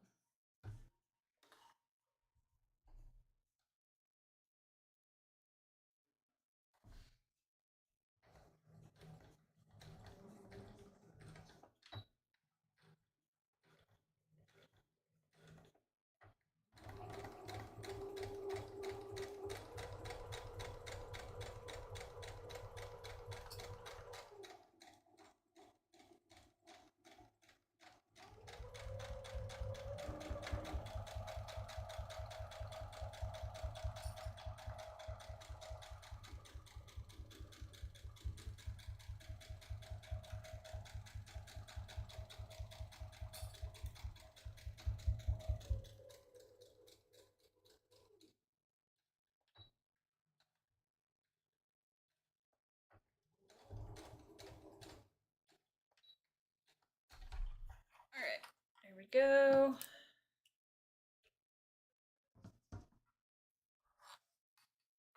So again, the seam is on the inside of my previous seam. Now I'm going to go ahead and put this back over again and do the bottom seam. I'm getting a little low on bobbin thread. I might have to stop and rewind at some point, but I am good for now. Before I start doing the top stitch to sew the inside, the lining of the bag to the exterior, I'm definitely going to have to get some more thread on this bobbin, but for these straight stitches, I am fine for the moment.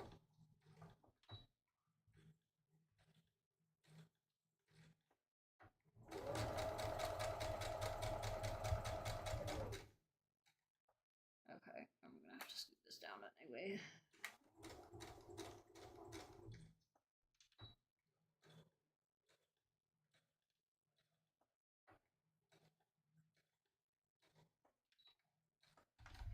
Alright, I have stopped just a little bit in so that I can leave this opening. Then I'm gonna just kind of... Well... Oh, there it is. I was like, where'd the marking go? I found it. I'm just being silly. So then I'm going to start at the mark and go to the edge.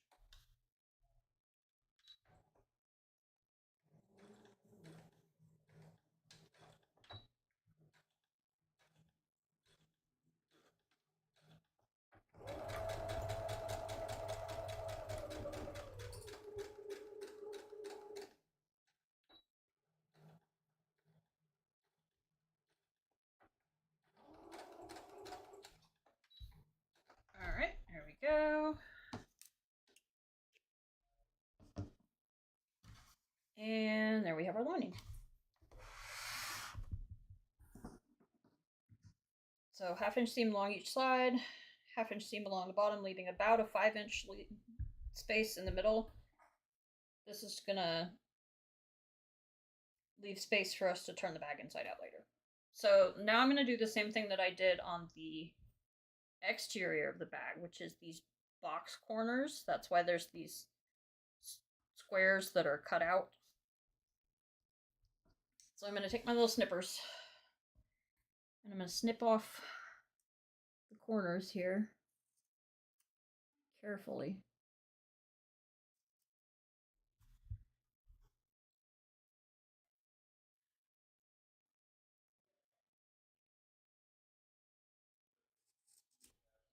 Snip off the corners and not my fingers or the thread or anything like that. Did I miss this triangle? No, I didn't. Okay. So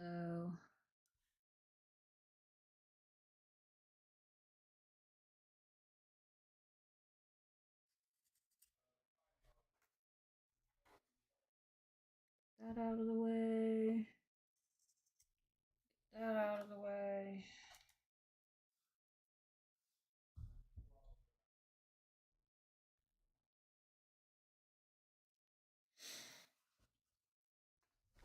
Now I'm going to do the same thing that I did for the exterior. This is going to get folded in and put together. And this is going to be a little harder because the lining, I was not quite so careful and it does not match up quite as nicely. So I'm just going to kind of spread this out carefully. I'm going to butterfly the seams and just meet them together as best as I can. And clip it with a clip. Boop. Just like that.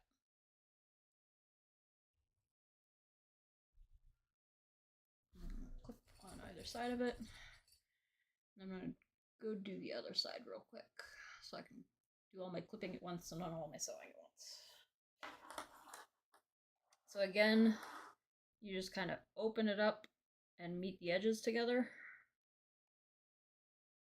The seams get opened up like little butterfly wings.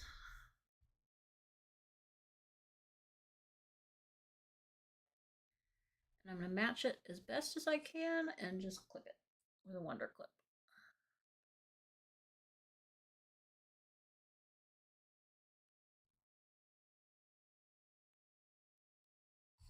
Then I'm going to clip on either side here just to keep it together before I start sewing.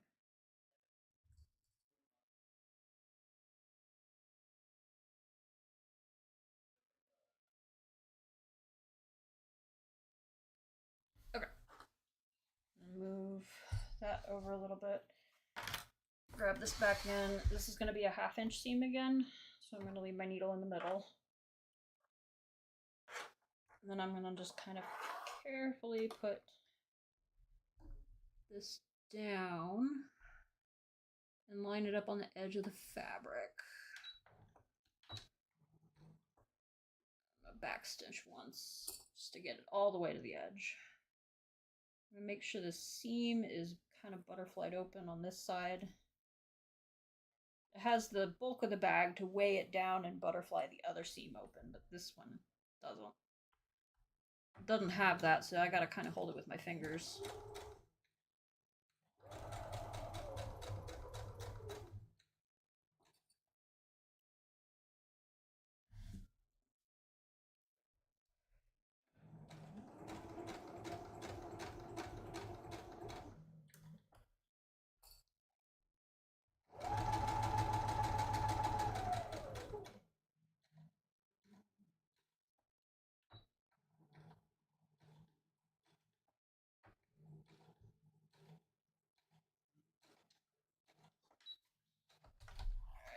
Go. And then we have our 1/2 inch seam. You can see the seams are held down on either side. Now I'm going to do the other side.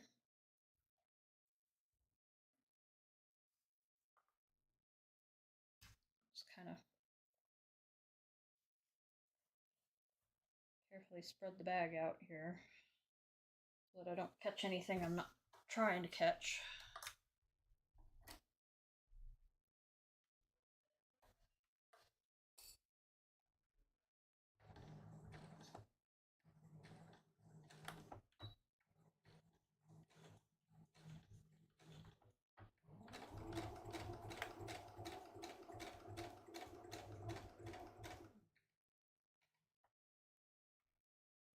Again, I'm going to spread the seams open with my fingers and just kind of push it down a little so it goes under my presser foot.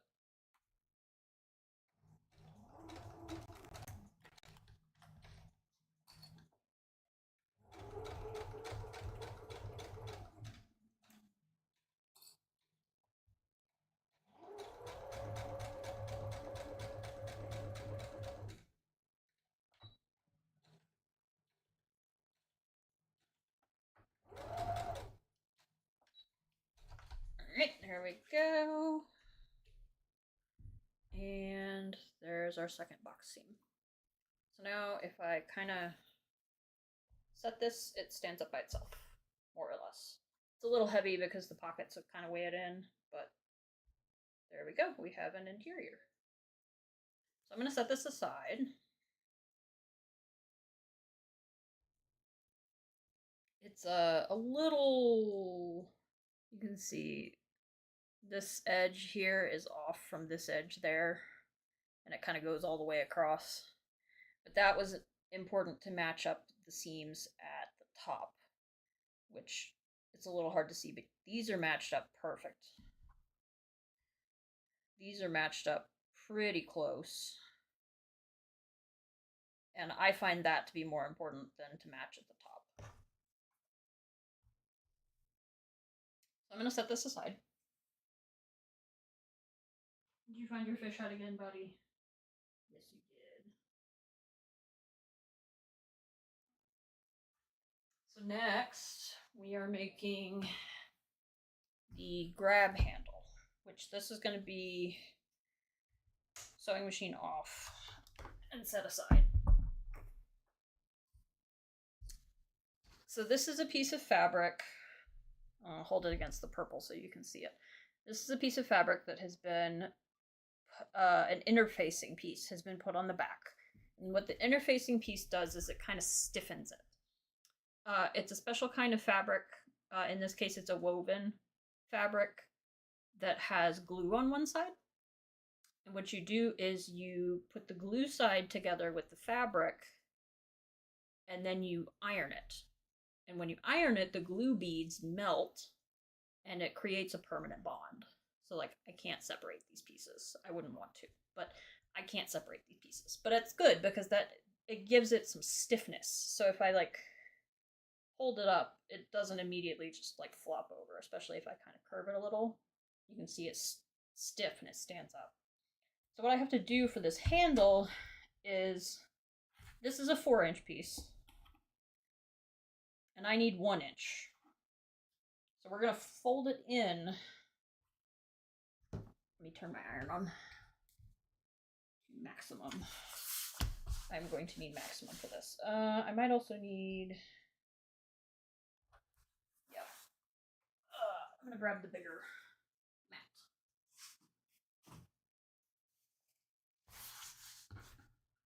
Because this is a 12-inch piece. It's a little big for that mat.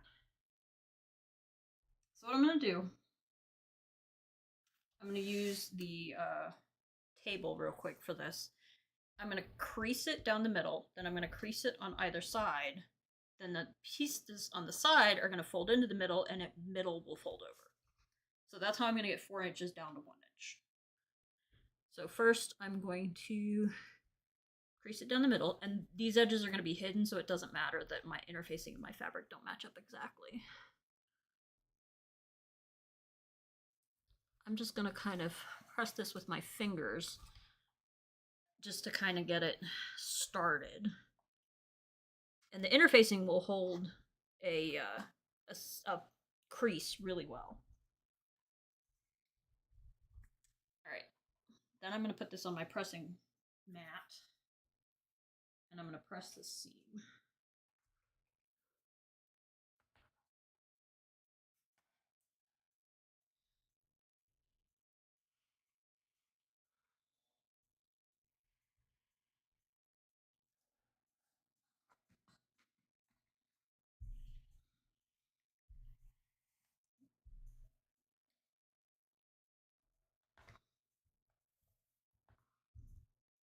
Alright, and then what I'm going to do, this is going to get opened back up. You can see it has a very nice crease to it now. Then I'm going to fold each edge over to meet the crease.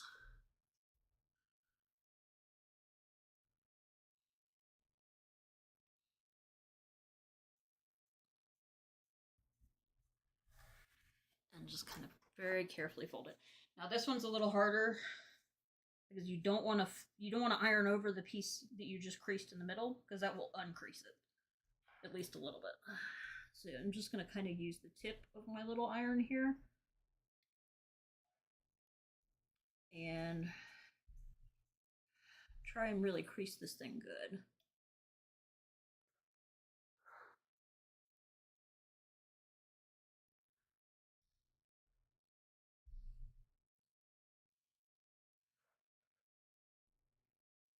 Without burning my fingers. That would be unfortunate.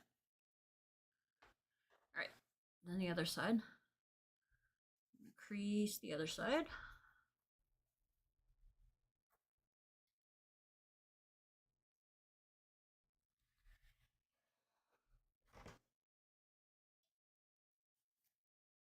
Carefully crease this again with my iron.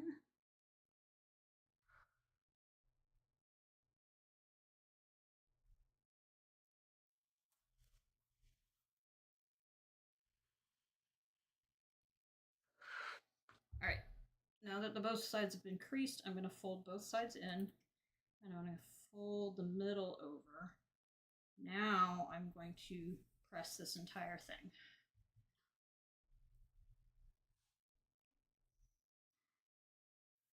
And this is going to be a little easier because I can just press and go all the way down. Now comes, that was the easy part. Now comes the hard part. I'm gonna go ahead and turn my iron off. Ooh, toasty. Had the iron going over it a few times. It's a little hot. Again, gonna try not to burn myself, but no guarantees.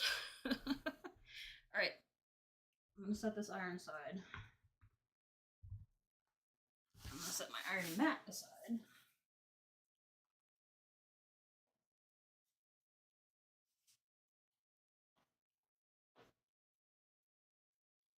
I got myself decent. So, next step is to sew a line of top stitching along each side. One of this side will hold this edge closed. This side will hold this edge closed. This side will just hold it closed still and make it symmetrical. It looks a lot better if you do it.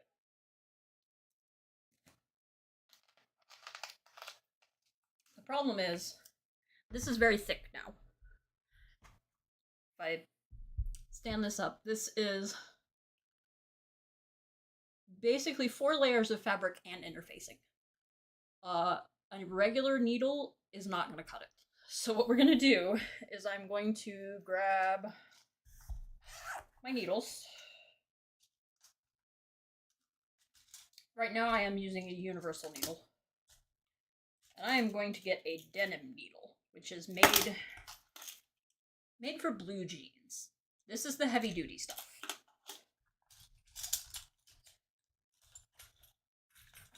I'm going to get my little screwdriver here too.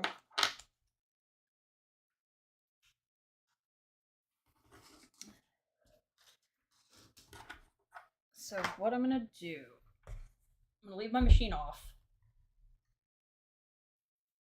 Which actually, hold on, I'm going to turn it back on just so I can get the light.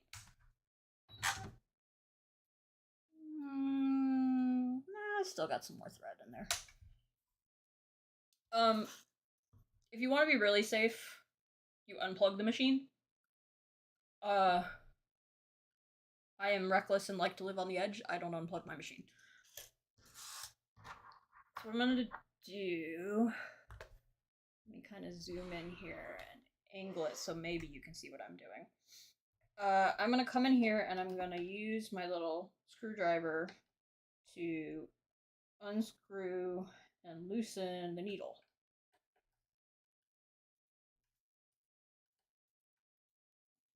And then I'm just gonna slide it out gently. So this is, let me see if I can get it. This is a sewing machine needle. It is pointy on one end, obviously, and then it has a hole for the thread to go through. It is also flat on one side. Oh, I'm too high.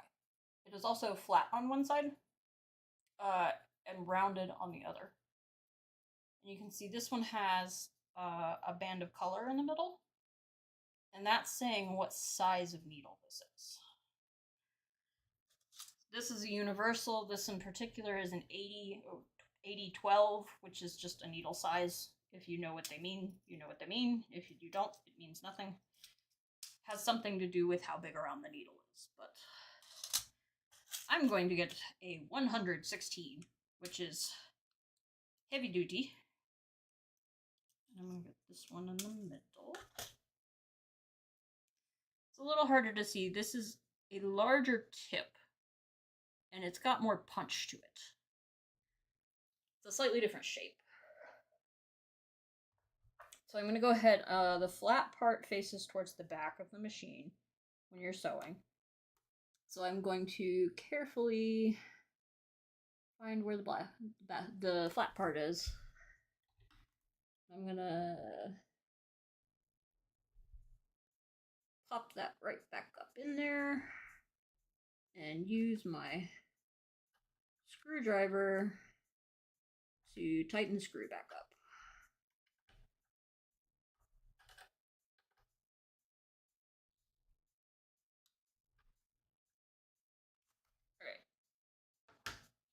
I have successfully changed my needle, so now what I'm going to do is re-thread, which I have an automatic needle threader, which makes my life so much better.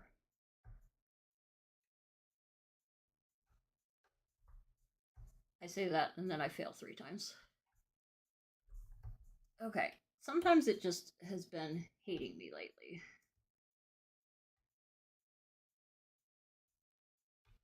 There we go, now it caught.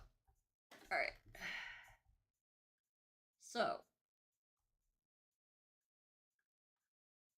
I'm going to go ahead and re-thread my top thread. And I'm going to grab my scrap fabric again. And I'm going to make a line of stitches so that I know everything is threaded correctly and has the right tension. This is going to make a little bit more of a thunk, if you can hear it. Especially when I get the multiple layers of fabric going. Alright, that looks good. Kind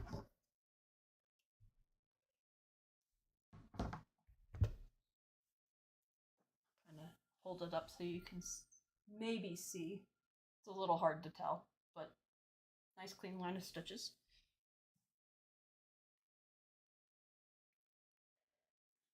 So what I'm going to do is I'm going to very carefully stitch along this open edge.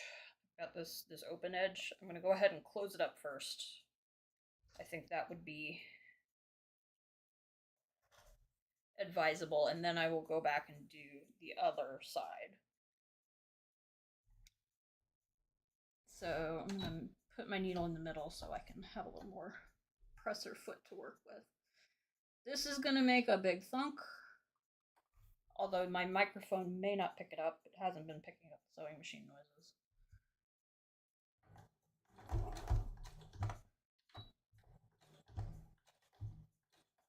I'm going to backstitch again.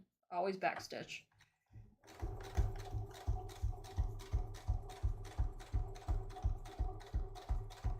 And I'm just going to very carefully go along the edge.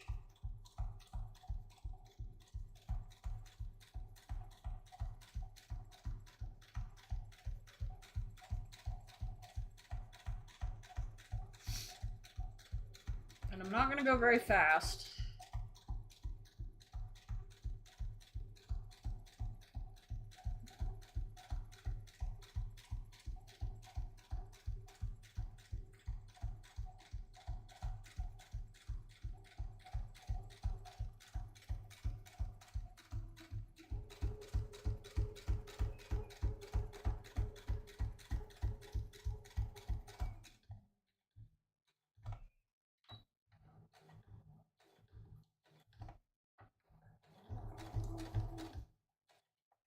Alright, let's see how I did. Not bad. Could have done better. Especially in this section right here. But the important part is I caught both edges of the fabric all the way down. It looks like at this edge, there's a little bit of a gap here. Got a little bit of a triangle going on.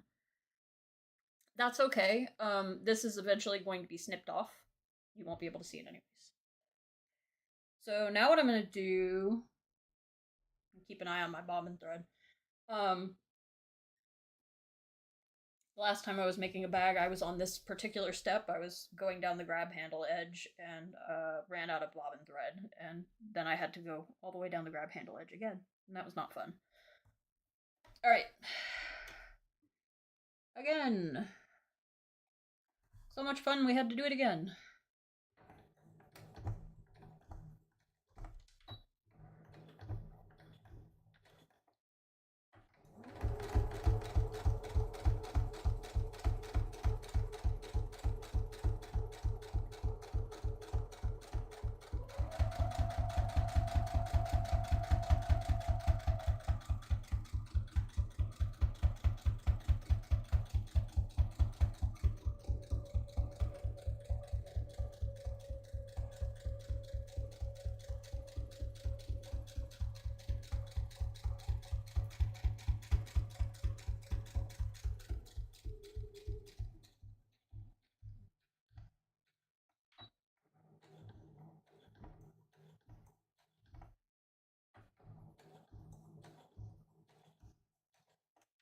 All right.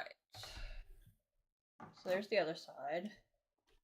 I can tell I'm getting pretty low. Not all the way low. All right. Okay, I'm pretty straight along here. And then I got towards the end and it's a little less straight. But a lot of this is going to get covered up anyways. So overall, not bad.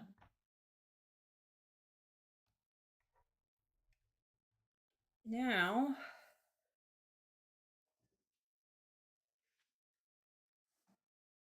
excuse me for a moment.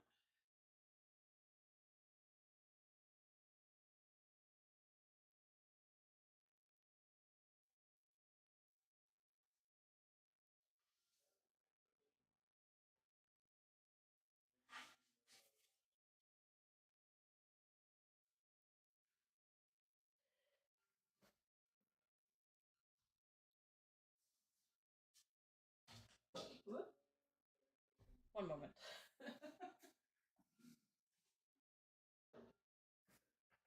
I'm going to grab the outside of my bag. What we're going to do, I'm going to cut these corners like I mentioned earlier. I'm going to cut that corner. I'm going to cut that corner. And then we're going to attach the grab handle to the side of the bag. Mark out about an inch here. Just kind of in my head. I'm gonna get my good fabric scissors. Because this is gonna be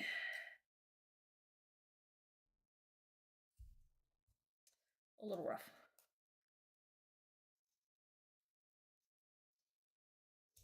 There we go.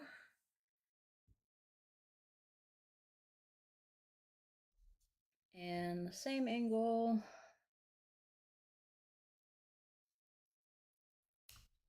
There we go. So I've cut 2 corners off. Goodbye, beautiful stitching.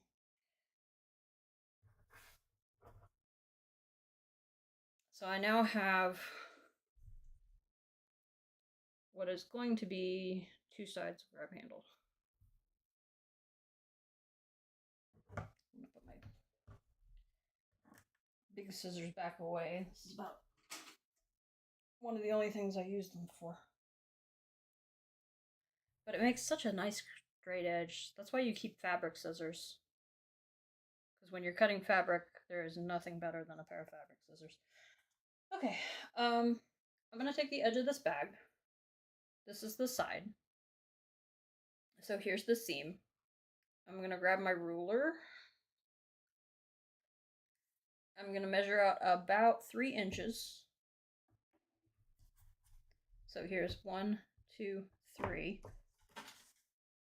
Then I'm going to take the side of this angle here, and I'm going to put it down right there.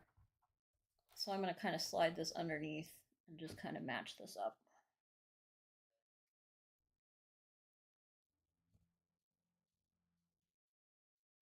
Right about like that. So what I'm going to do is I'm going to hold that down and clip it a couple times.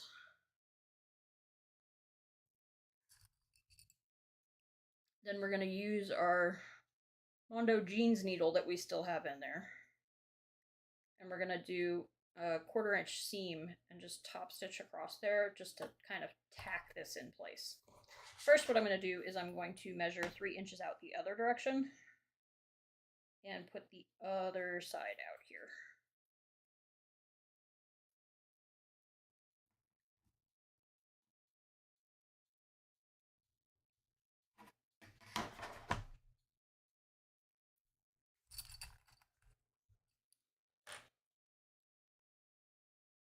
Clip and clip. So now we have over 6 inches here, and then on the outside we have both edges of the bag. So you'll notice that like there's no twists when you attach this handle. You want to make sure that the handle doesn't get twisted or it's going to not sit properly once you get it all sewn down.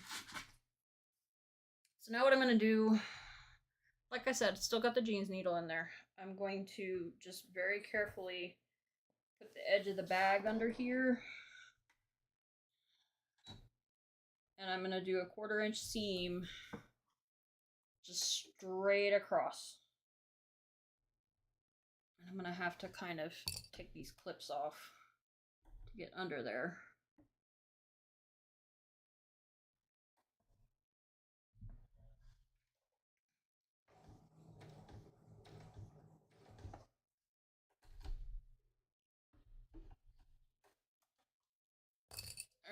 This is gonna go thunk, thunk, thunk.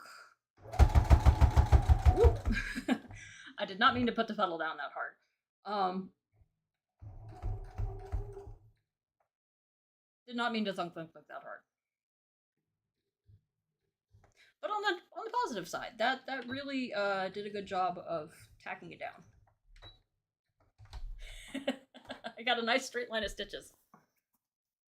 Alright. Sorry if I scared anyone. I'm not even sure if the microphone picked that up.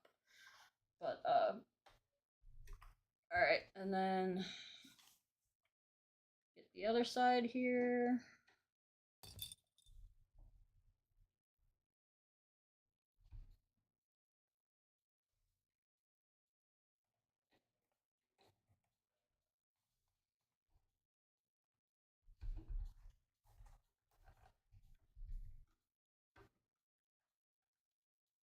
Don't try this at home, kids. Turn the machine off if you're fishing around under the needle.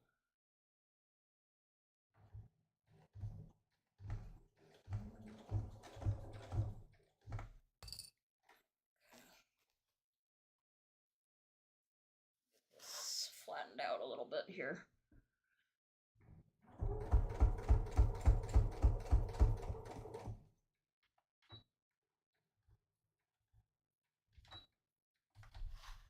Okay. So, like I said, this is basically just to kind of tack this down. I'm gonna follow my own advice.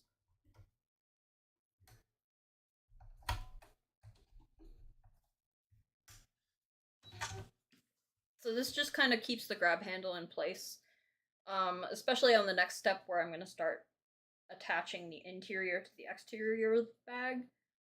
This is going to keep the handle from slipping when I start stitching across it. So speaking of, there's the exterior.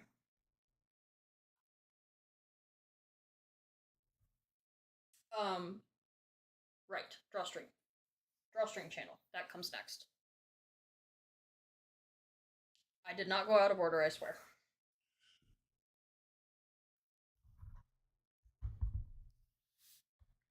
Let me check my...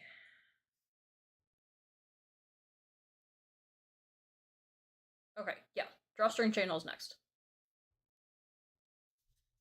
Okay. So, I'm gonna go ahead and shut the machine off. Scoot it back. I'm gonna set this aside. It's pretty. We're gonna set it aside. I'm going to grab my last two pieces of fabric, which are my drawstring channel. This is gonna go on the top. So I have one for either side. I'm gonna just set one of these aside for the moment, and I'm going to flip this over and come to this edge. I'm gonna fold over about 1/8 of an inch, actually 1/4 of an inch. I'm gonna fold over about 1/4 of an inch and get my roller. I've got a little roller. This just rolls.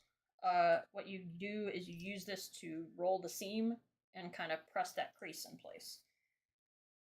It's an alternative to pressing with an iron, but it doesn't get quite as good a crease. But it's good for these little things. So I'm going to fold over about 1/4 of an inch and flatten this out. Then I'm going to fold over about 1/4 of an inch again and flatten it out again. And this is going to make the end of my cord channel. And before I do the other side, I'm going to sew this.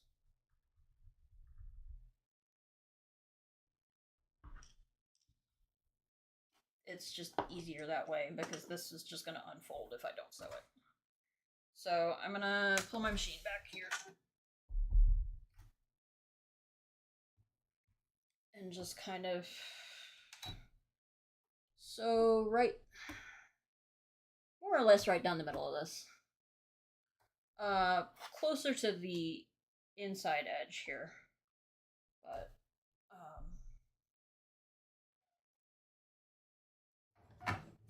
and don't forget the back stitch.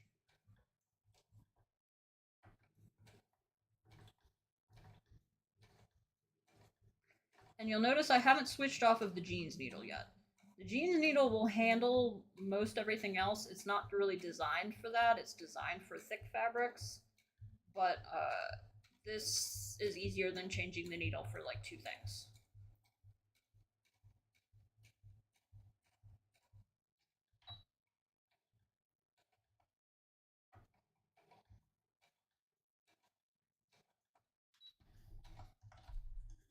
Because it's about 4 lines of sewing on either one of these cord channels, and then I'm gonna have to sew the cord channels over the top of the strap again, and for that I will need the jeans needle again anyways.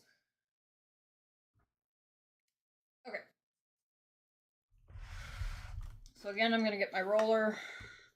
I just have a neat little line of stitching. That's just gonna capture the ends. So I'm gonna, again, get about 1/4 of an inch. I'm not measuring this exactly. It's not that important.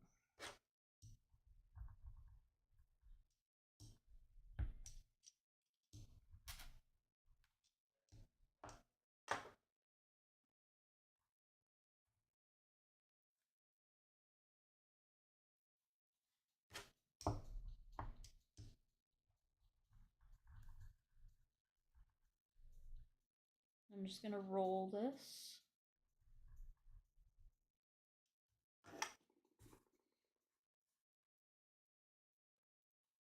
And I'm just gonna carefully transfer this to my sewing machine.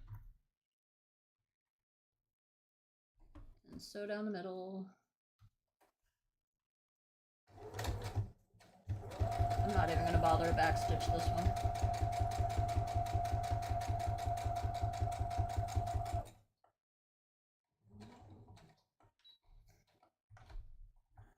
Probably should backstitch it though.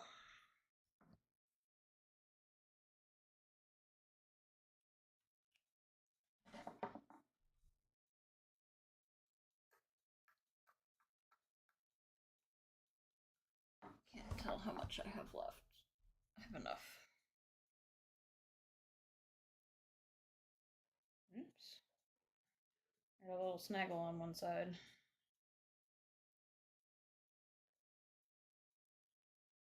So this happens sometimes. Your thread kind of gets snaggled up, and that's when you've like caught your thread under a different part of the stitch. So you can just kind of, if it's not straight through the thread, you can kind of unwind it. This unfortunately went straight through the thread, so I'm just gonna kind of have to leave it. That's fine, it's like an accidental backstitch. So now that I've stitched down both sides, what I'm going to do is I'm going to fold this over and stitch along this bottom edge. And you might sit there, and if you know anything about sewing, you're like, oh no, you're stitching with wrong sides together instead of right sides together. Doesn't matter. Not for this piece. Because of the way that you sandwich it together in a minute, you don't see this bottom edge. So what I'm going to do is this is going to get clipped after I just gently press this crease. Kind of get it folded over properly here. Then I'm just going to kind of clip this into place. Clip on each side, and then I'm going to clip towards the middle. Theoretically, my ends should be folded over the same amount if I've done it right. And there won't be a wrinkle, but I'm not measuring with my ruler as much as I should be. Which is fine. This is just a drawstring channel. It's going to get wrinkled up anyways. 1/4 inch seam. I say that. Let me check. 1/4 inch seam. 1/4 inch seam. Alright. So so I'm gonna put my needle back all the way to the left and kind of pop this down in there.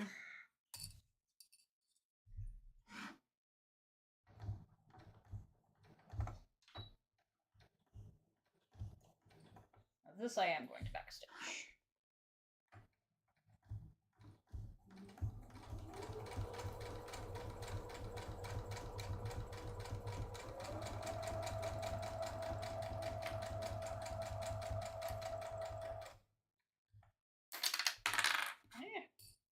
About to lose a clip. I don't like that noise. Nope, I've still got bobbin thread. We're good.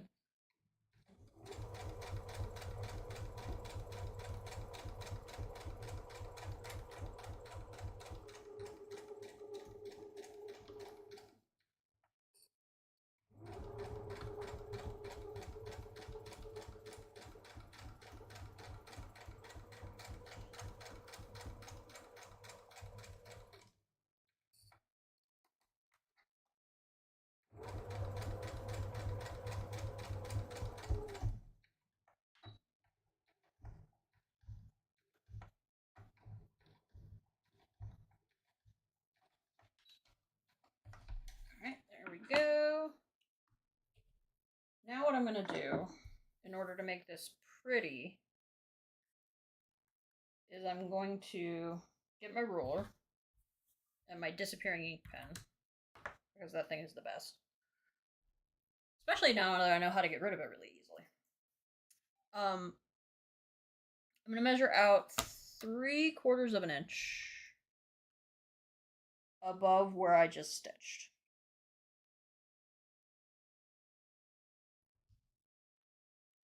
Which I actually did a really decent job of stitching straight. That's good.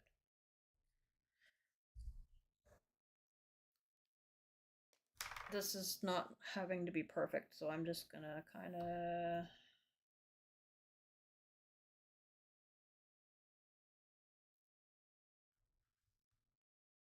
throw a line down there. What I'm going to do is I'm going to do an extra line of stitching across this line. Then the drawstring is going to run between these two lines of stitching. And this top bit will kind of ruffle out, kind of spreading.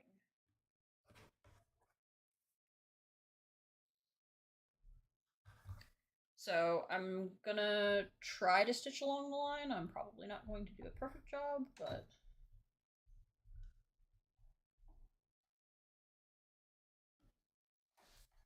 And this one you definitely want to backstitch because there's nothing else to be around it to hold it in place.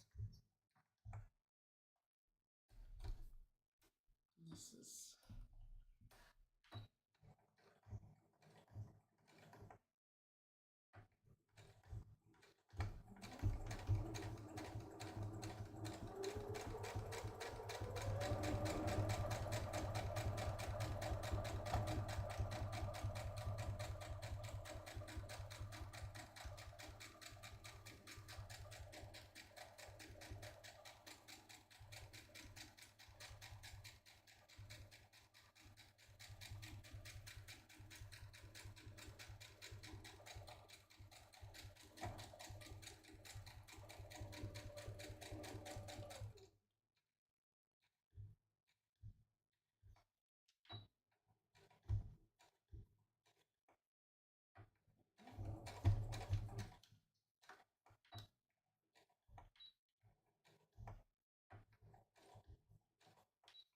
I'm just going to kind of secure it around the edge with a few stitches. So you can see I didn't really try too hard, I just kind of followed the line. But I've got a straight line of stitches, which is good. And then the drawstring will run between here, which is going to get shortened a little bit because this 1/4 inch seam is going to turn into a 1/2 inch seam. Once I sew it onto the bag and sew the lining onto the bag, it's definitely going to shrink the usable area for this drawstring. But as long as you're not using a terribly thick drawstring, it really doesn't matter. Alright, we have one. Now we need a second. So I'm going to set this aside.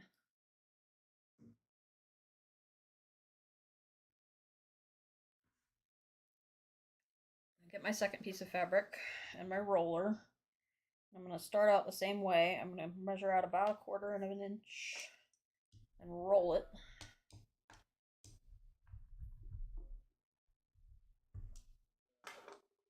I'm going to fold it over a second time and roll it.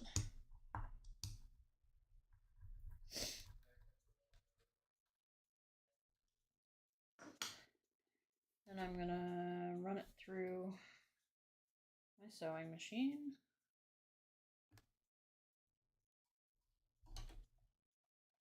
Mostly flat. Sometimes I lose my foot pedal. My feet don't go where I think they're going.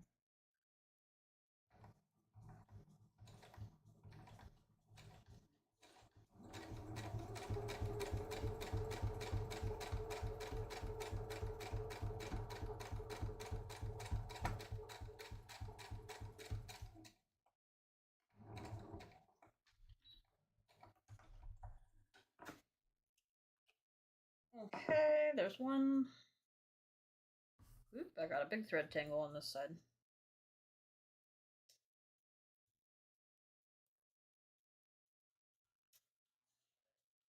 Oh, got pinned down pretty good.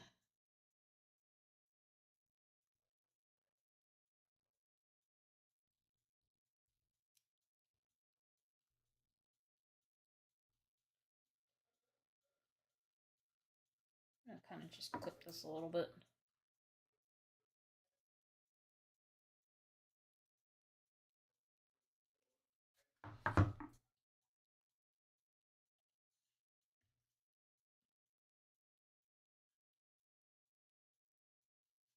Smooth that out. Again, this is for personal use, or I would be trying harder. And being more careful.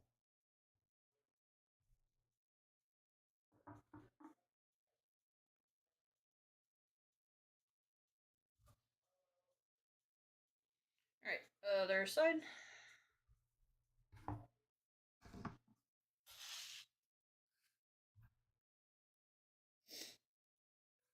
Measure about 1/4 of an inch and roll it.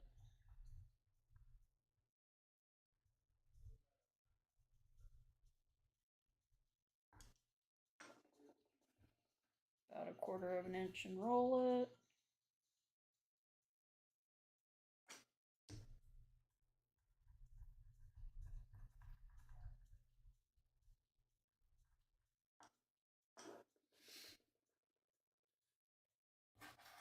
And so. Keeping a watchful eye on that bobbin thread. There is some. I keep saying that, but there's really not that much. It's just I'm running really slow. Sorry. I'm running very small lines of stitches.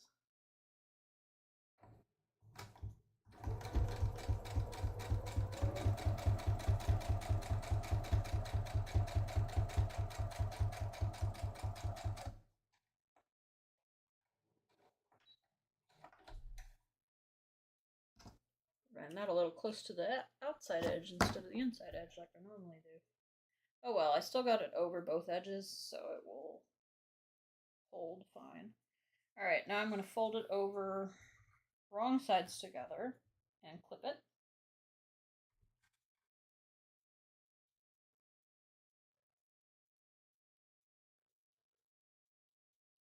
Oh my gosh, did I do that again? On the side that I just clipped? I did, I got it all tangled.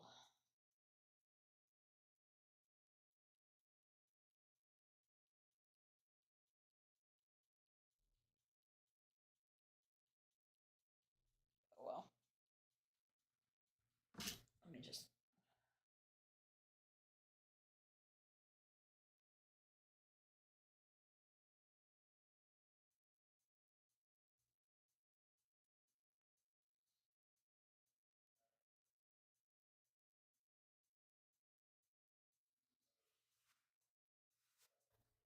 do some sewing surgery here.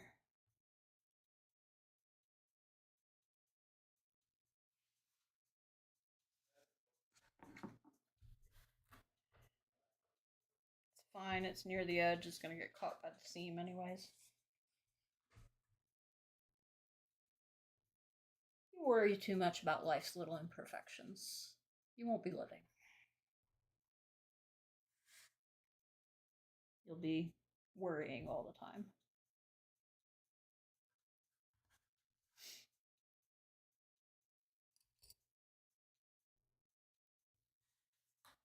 I'm gonna throw some clips on here.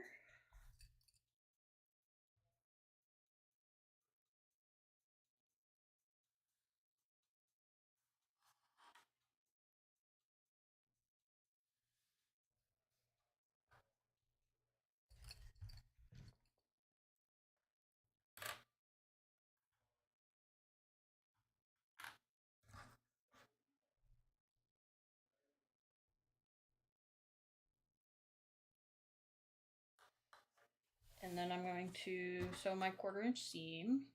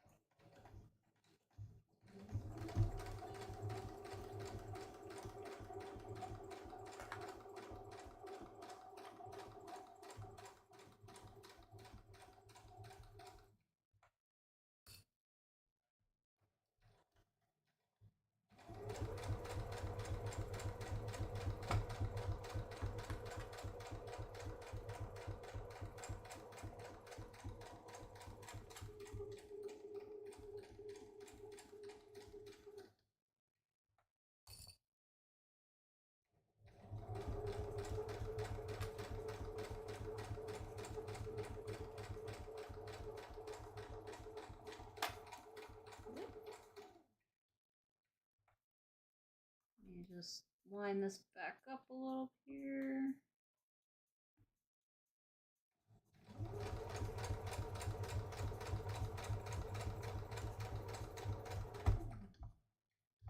And backstitch.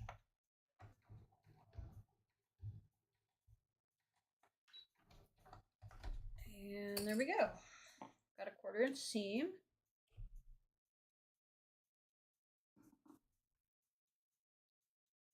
Along this bottom edge. So now I'm going to do what I did on the other drawstring channel, which is to take my ruler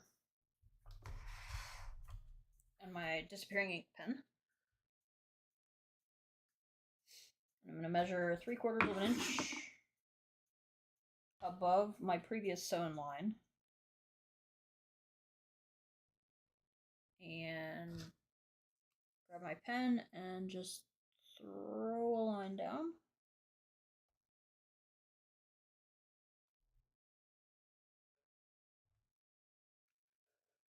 And then I'm going to sew along this line to make the secondary channel for this drawstring.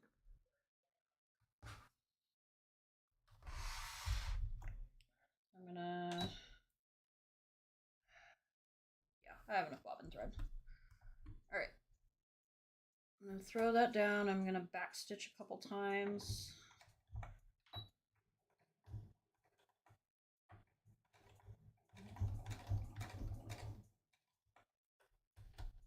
Getting caught.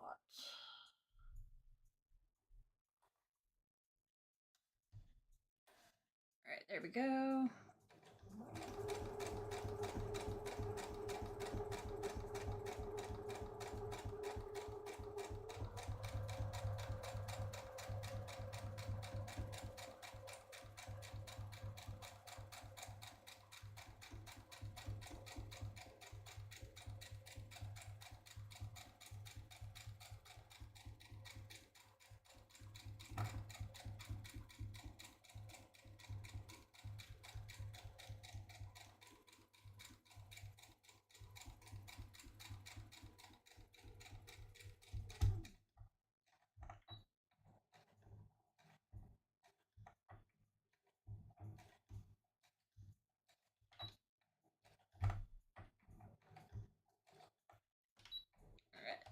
we go, and I back stitched it both sides.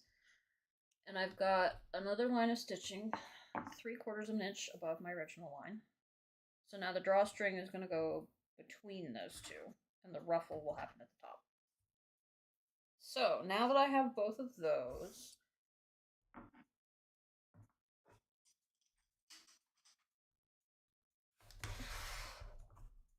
I'm going to grab my bag, the outside of my bag. I'm going to kind of flatten it a little.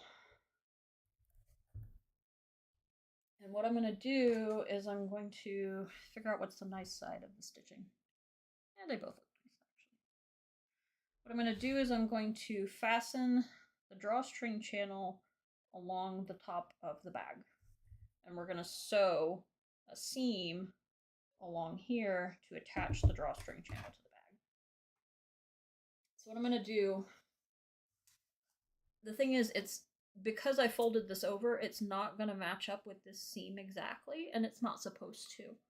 So you have to be a little careful about that, because it's going to get close, but it's not going to match. So you have to know that and keep that in mind when you're clipping this in place. Now what I like to do a couple clips on my strap so I know where it is.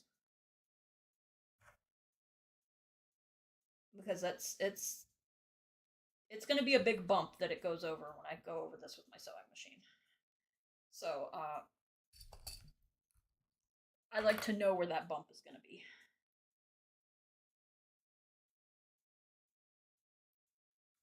So I'm going to clip it with the flat side facing the inside of the bag. And I'm going to do that for a reason, because I'm going to end up flipping the bag inside out to sew this line. Which is going to make it a little hard for you guys to see. I'll try and flatten the bag out as much as I can. But alright, so there's one side pinned. Clipped, as it were. So now I'm going to flip it over and I'm going to clip the other side.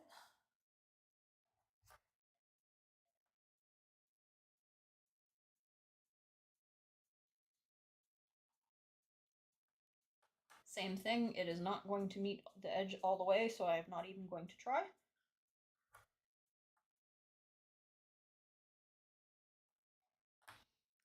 And I'm just going to kind of piece this together, get it roughly the same distance on either side.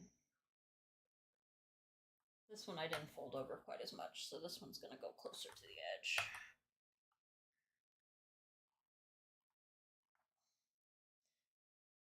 This is an art, not a science.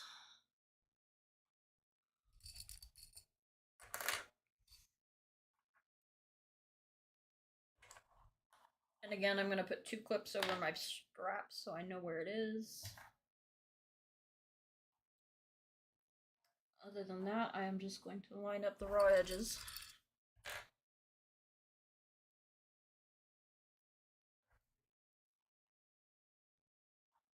Alright. So like I said a minute ago, the best way to sew along this edge is to flip the bag inside out. So that's what I'm going to do.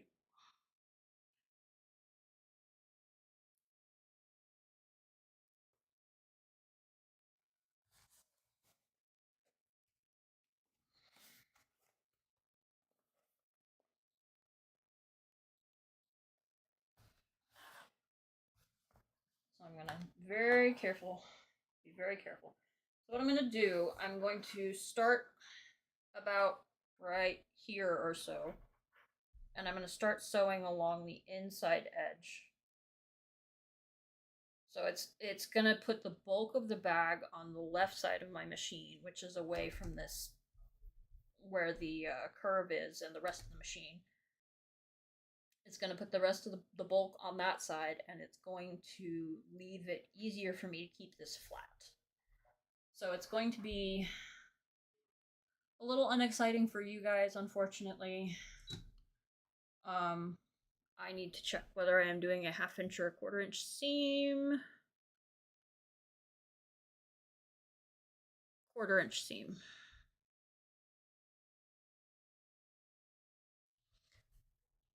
So this is going to be stitching about along the same line that I did that original line of stitches on the cord channel. What's going to happen then is I'm going to come back with a 1/2" seam when I sew the lining to the outside of the bag. So, like I said, this is... Ooh, am I going to have enough thread? I don't think I am.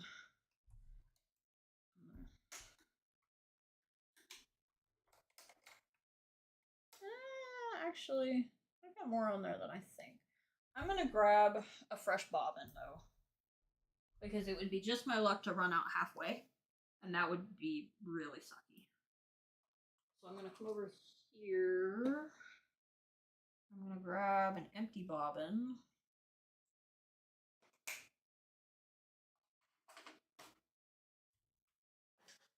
And I'm going to take my top thread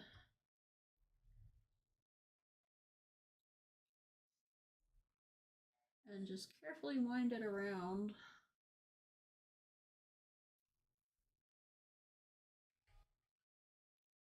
And get it wound up. My machine is nice in that it has an automatic bobbin winder.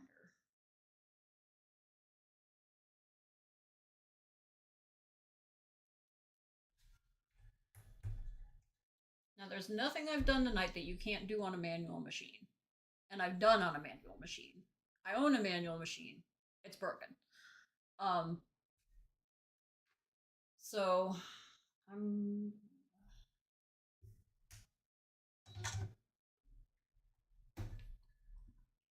it just takes a little more effort than some of the nice features of a mechanical, computerized machine.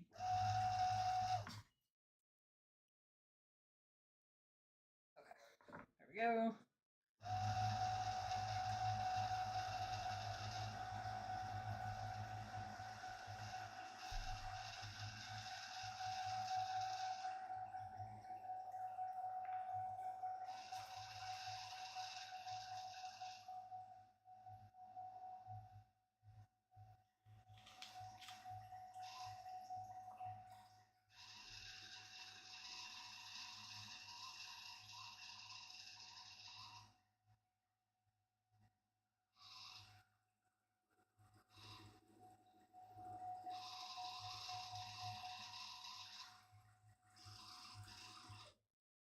That's probably good.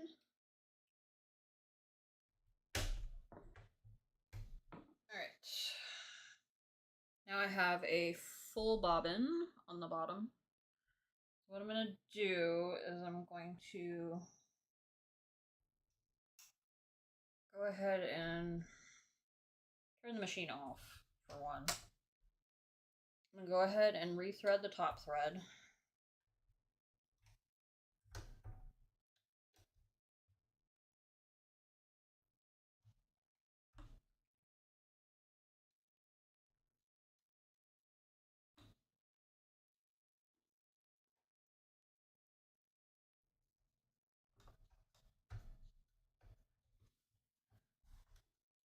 You know what?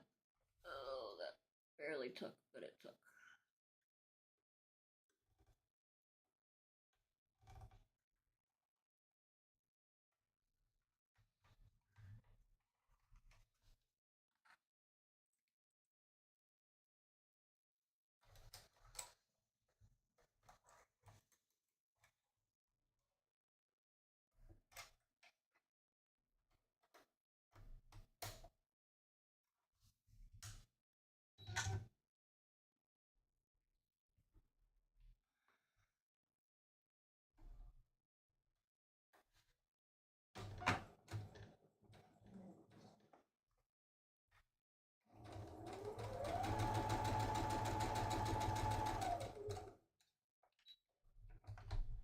Alright, clean line of stitches.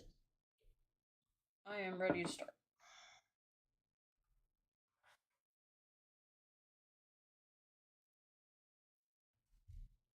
So, like I said a minute ago, I'm going to be sewing on the inside of the bag, so all of my pins are now facing outward, but when I rotate the bag around, my clips will lie flat.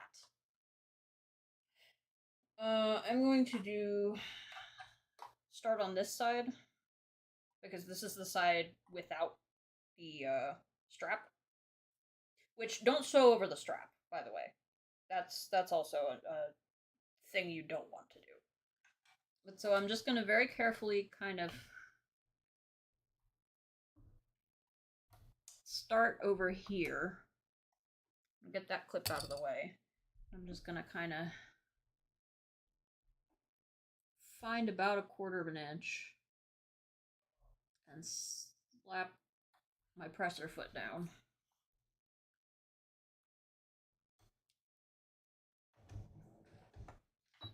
And then I'm going to back stitch a couple stitches.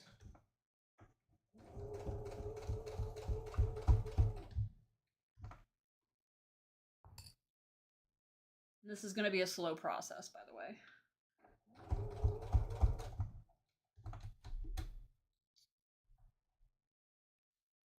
My fabric got caught a little bit there. But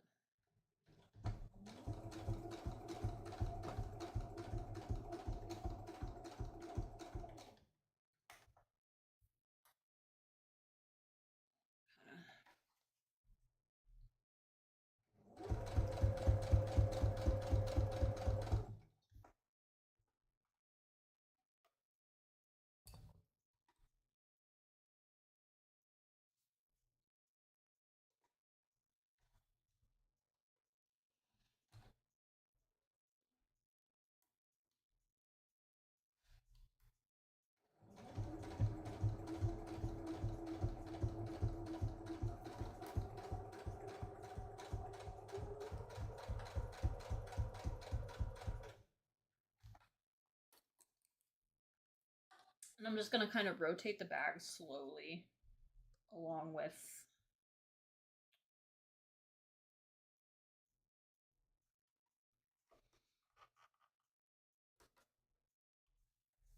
where I'm sewing.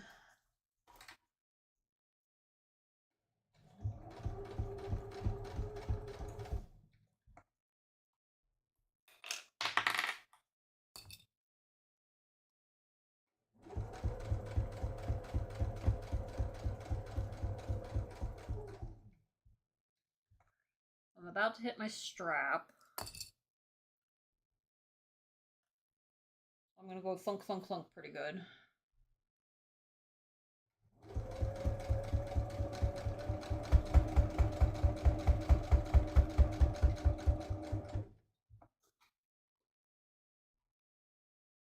And other than that, I just have to, now that I'm on the other side, just kind of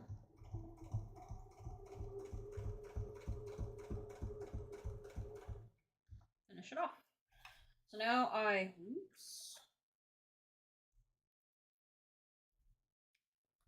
just have to cross over to the other side and do the other flap, the other drawstring channel. So I'm just going to kind of very carefully line this up as best as I can.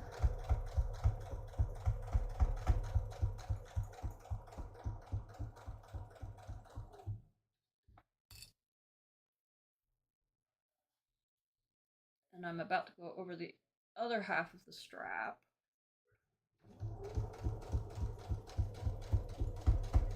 Thunk, thunk, thunk, thunk, thunk.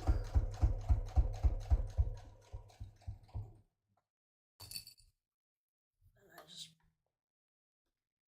keep rotating.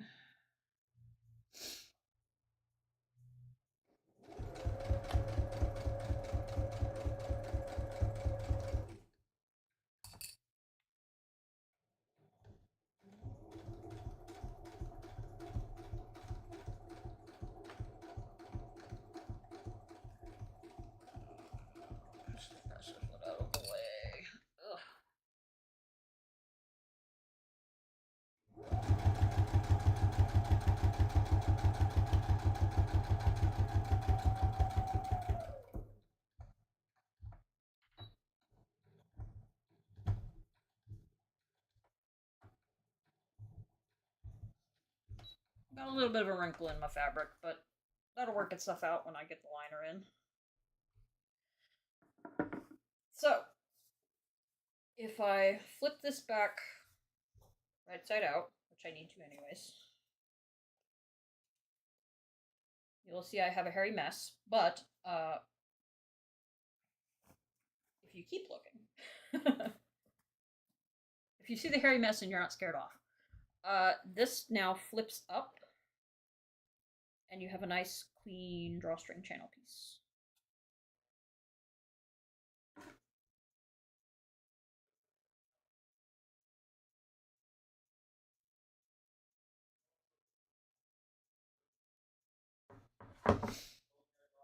Do a little bit of trimming here. This is the two little threads from the stitching to keep this handle in place.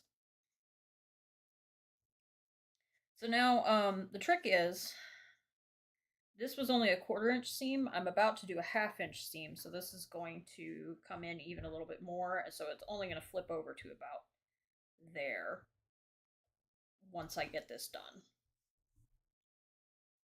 So, bag, right side out. Liner, right side in. Very carefully put right sides together.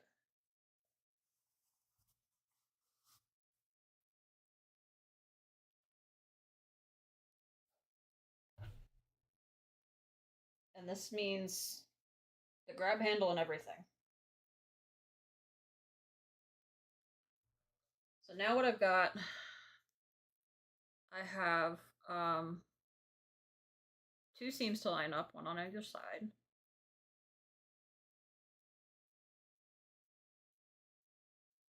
And we're going to do basically the same thing that just happened. We're going to flip it inside out and sew it on the inside again. But it's easier to line everything up from the outside.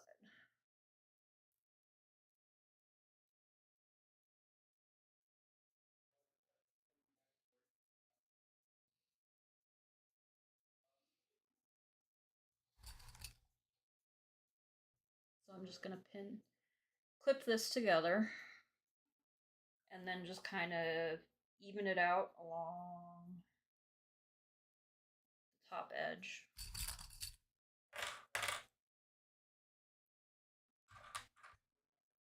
And again, I'm going to pin twice over the grab handle so I know where it is. I'm going to try to line these top edges up. But again, it's a 1/2 inch seam allowance. If I don't match it exactly, it does not matter.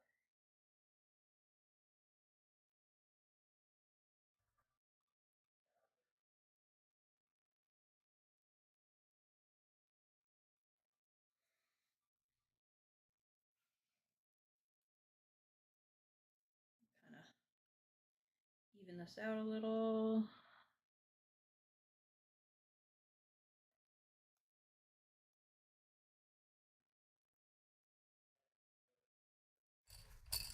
Clip twice over my grab handle.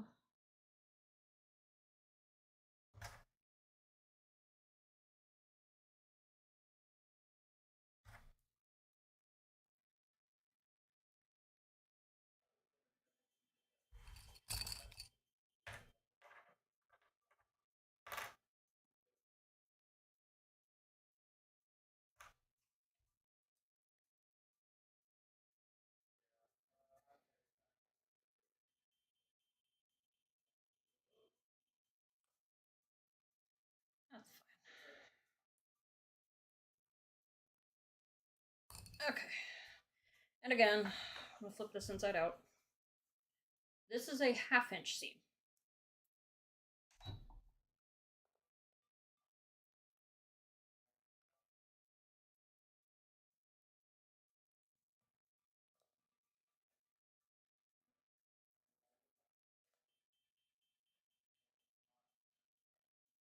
This is going to be, I don't know why I'm flipping it inside out, it really doesn't matter, but It's because of the direction I clipped everything, really. So again, what I'm gonna do is just gently nudge this under my presser foot and lay it down on the 1/2 inch mark. And then just kind of straighten it out.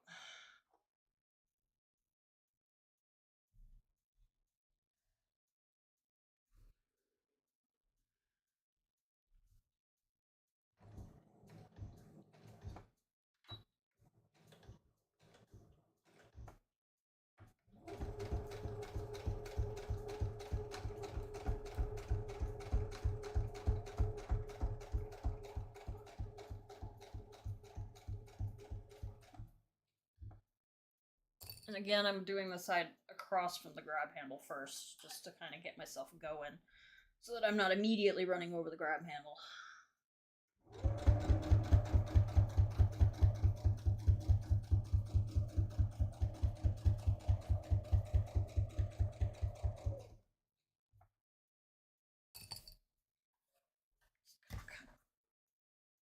Slowly rotate this.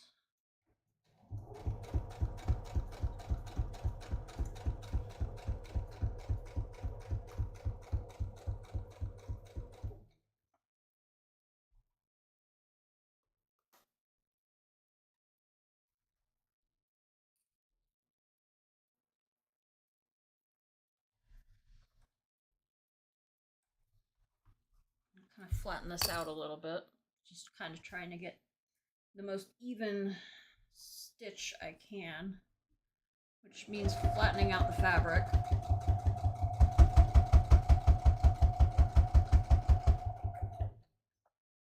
There was my grab handle.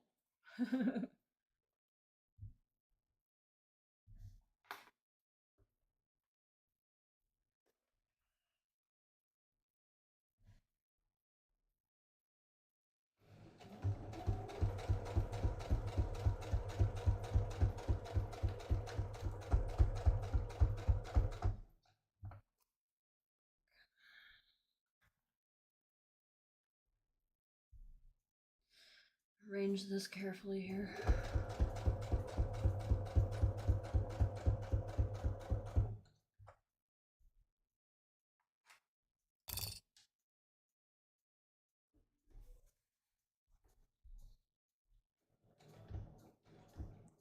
And here's the other side of my grab handle.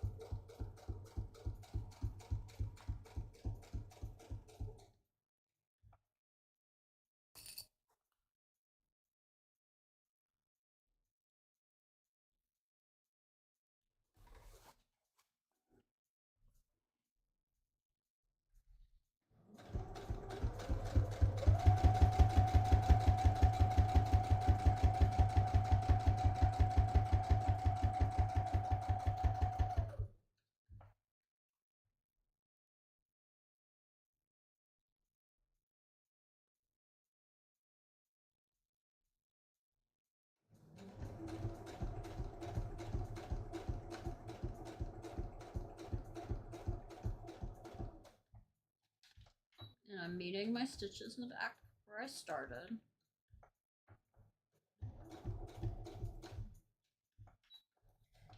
And there we go.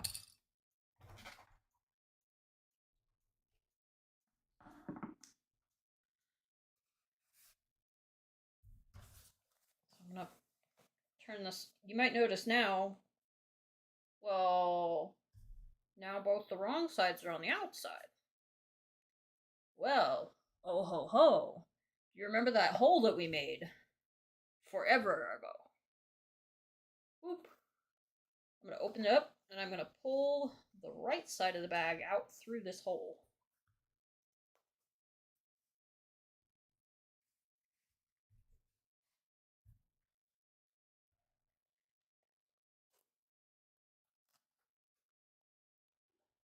So now this is basically going to get flipped inside out. So we have outside, inside. Inside then gets flipped again and put on the inside. And what we're going to do is I'm going to fire my iron back up and we're going to press this so that it looks pretty. Then we're going to top stitch along this edge here.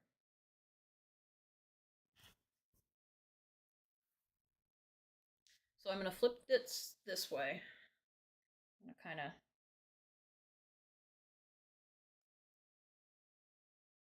arrange it a little bit here. Get this as close to flat here on this seam as I can.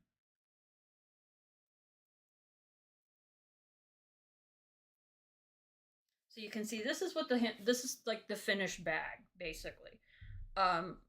This grab handle can flip inside out to kind of sit out of the way, or you can flip it up and use it as a hand. We have pockets on the inside. We're looking good. We're almost done. About all we have to do is top stitch and then stitch up where the hole that we just pulled through inside out. So there you go. We are almost done. I'm going to switch that off, slide that back, wake up the cat.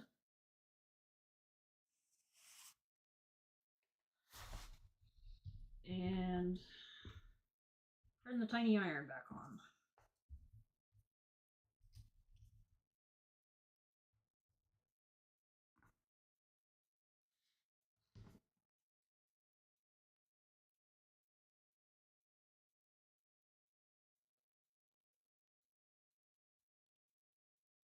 I'm gonna get this bobbin out of the way while I'm thinking about it.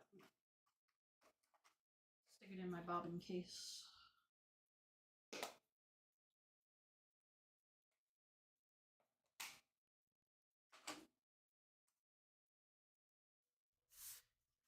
Alright. While I'm waiting for the iron, I will pull some stray threads out. Kind of clean it up a little.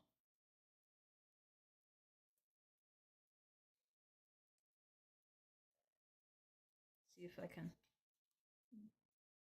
do some haircut here.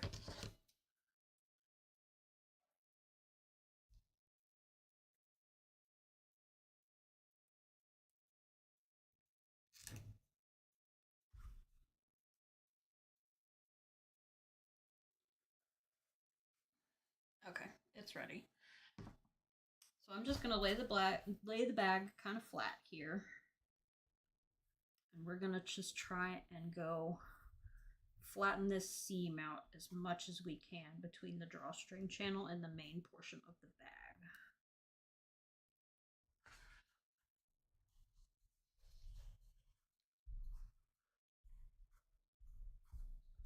Again, I'm not gonna press my iron for very long because this is a metallic-y fabric and I do not want to melt the design, but I do not need much.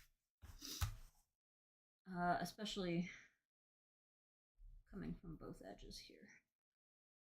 So I'm going to try and press inside lining as far down as I can as well.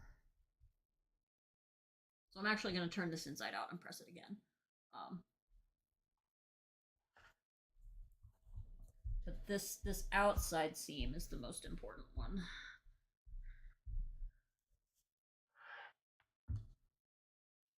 Then I'm going to turn it inside out, which I'm going to sew it when it's inside out, so that's fine.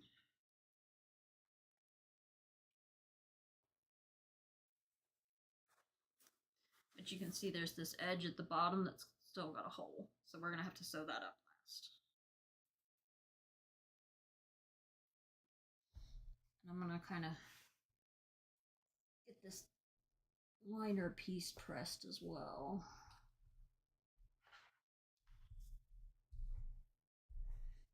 Just a little, just enough to keep it from popping back up on me.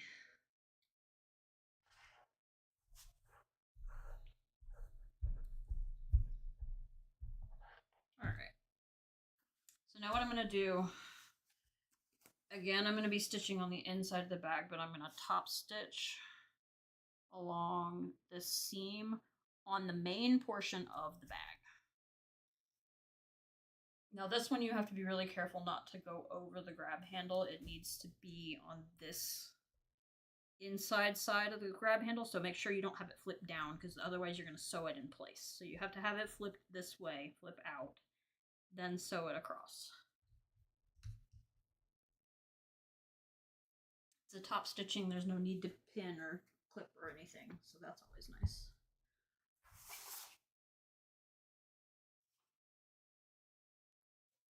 That is a comfy cat.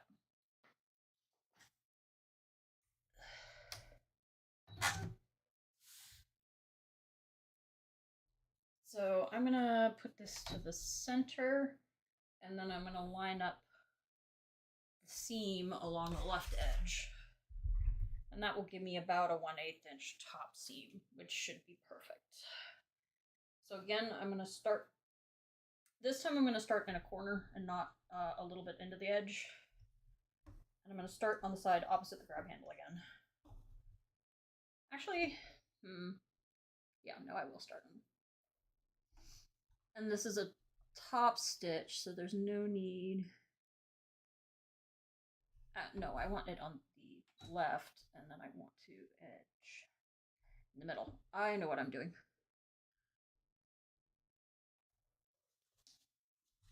I'm going to backstitch just a little bit just to keep this from unraveling.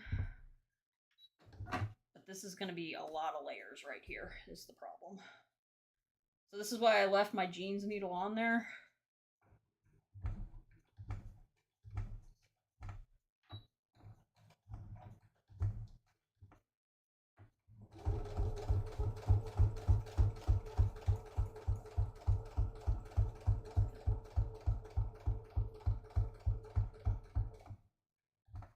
This is going to be just slow, delicate process. We're just going to top stitch all the way around the edge. And unfortunately, the way that the machine is and my camera, there's not a lot for you to see right now. So you can just watch as best as you can.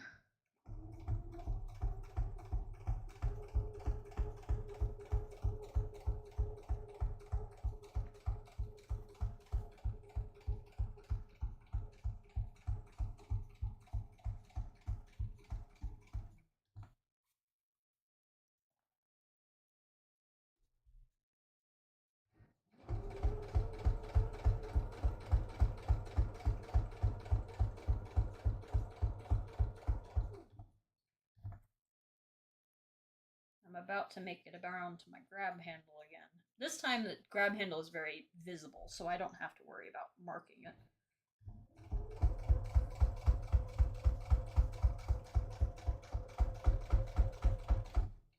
There's just a lot of layers for it to go through right here, so I'm gonna be a little careful.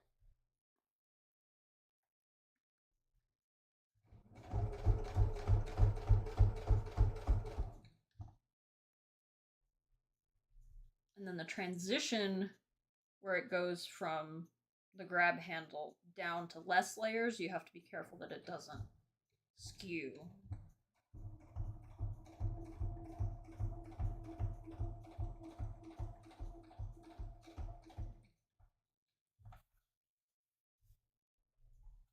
And especially around the seams here, there's a lot of layers around the seams. Which I might actually see if I can get my little hand up in here. Which way is this pointing? The seam is this way.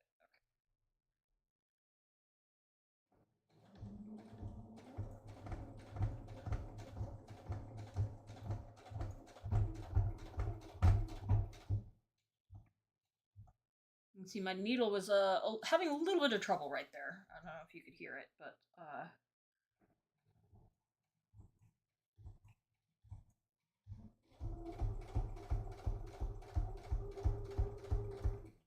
my machine was not happy going through so many layers. Alright, and again, we have the other side of the grab handle. We're just going to very carefully top stitch over that.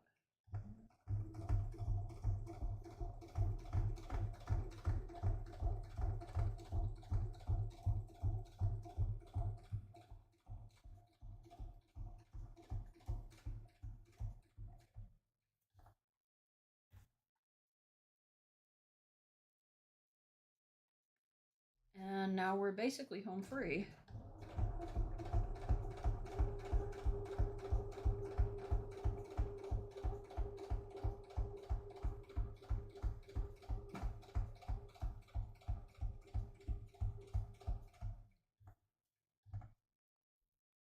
Just carefully rearrange the bag every once in a while.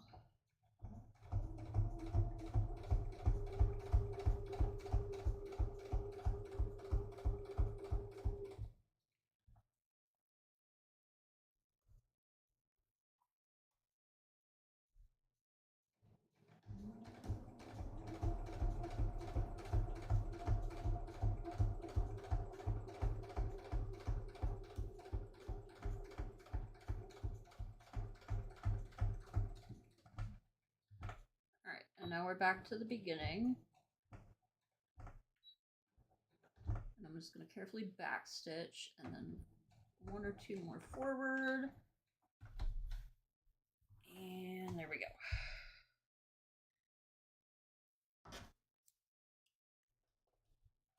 There we go. Okay, so now we have a line of top stitches around the edge.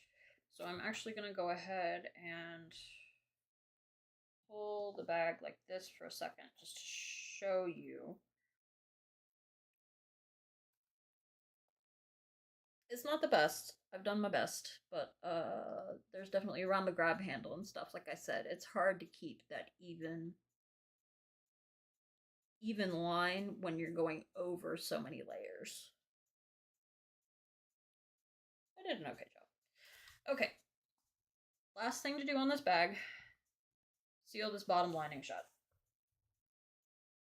So what you're going to do is you're going to kind of fold over the seam allowance. Just kind of press the edges together and just clip it.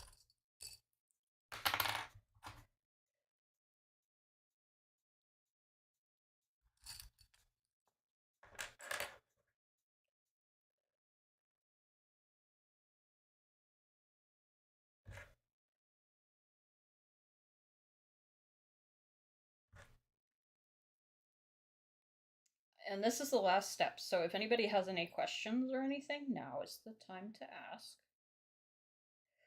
So I will see it before I am done. Latency is a thing. Alright, so I've got this clipped, so what I'm going to do is I'm going to come in at the edge here, and I'm going to go as close to the edge of this seam allowance as I can. We're just going to try and make this as unobtrusive as possible.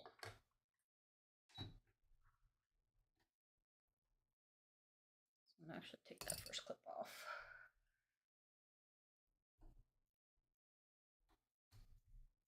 And don't forget to backstitch.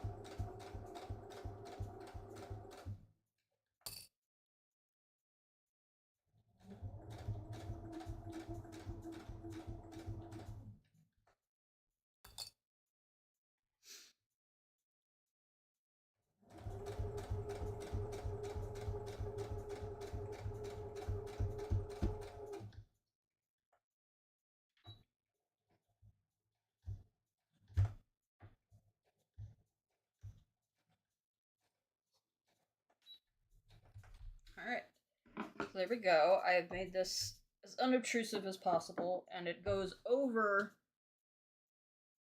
Whoops, I got a thread tangle. I've got it going over where I stitched in, so that it is for sure closed. Because I've had it open up a little bit at the edges before, and that's not so good. But I'm trying to get this thread tangled down a little bit.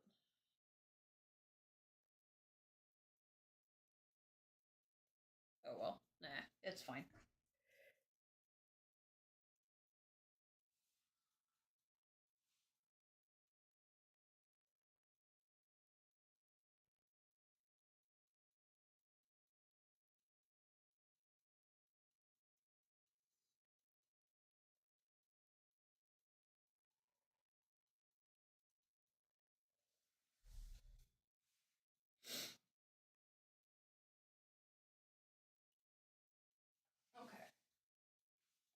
So now it just needs a haircut and it's done. So this is going to be what it looks like from the inside for the bottom of the lining. You can see it's quite close and it doesn't really take away. So I'm just going to go ahead and flip this back right side out.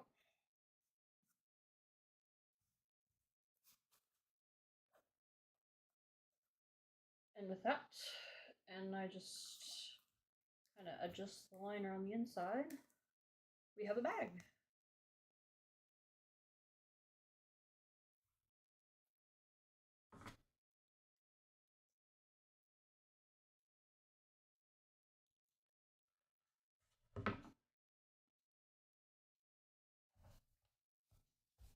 So here's my finished product. Needs a little bit of trimming in places. Now all I have to do is pick out a color of drawstring, run it through these two channels here, and then it'll cinch shut.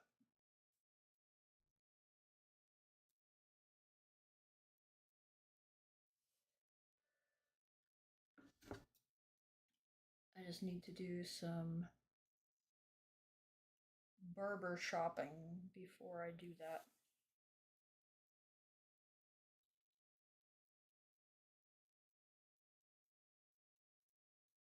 Maybe I could figure out a better way to get rid of all these little loose threads, but probably the answer is either cut them off as you go or do a better job of getting them on the inside.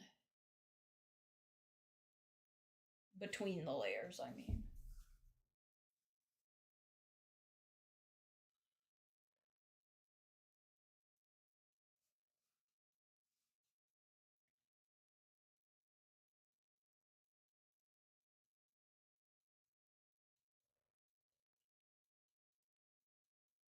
As it is, it's not so bad to just give it a haircut when you're done. I also wish I knew a better way to, other than just fray check, to keep my ends from unraveling. That one should be fine.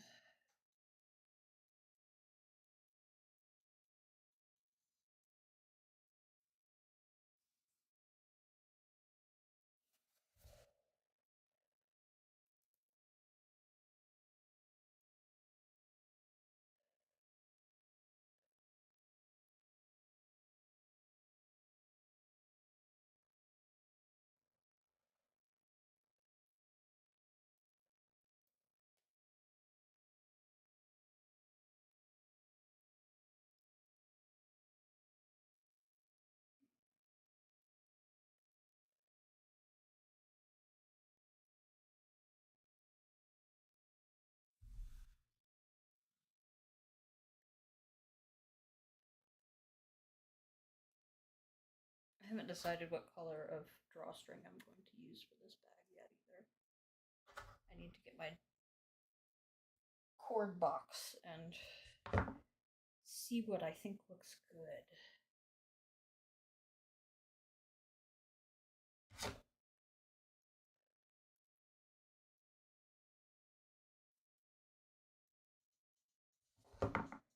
All right.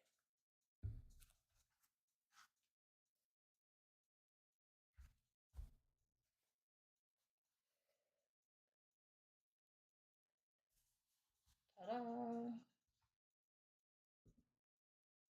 Actually, before I forget, real quick, I'm going to take the jeans needle off of my machine.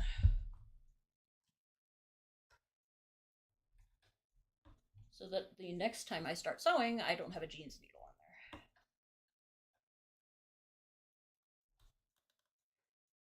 While it is very multi-purpose, it is a large needle and it will leave holes bigger than the thread in there if you are not using it for really thick projects.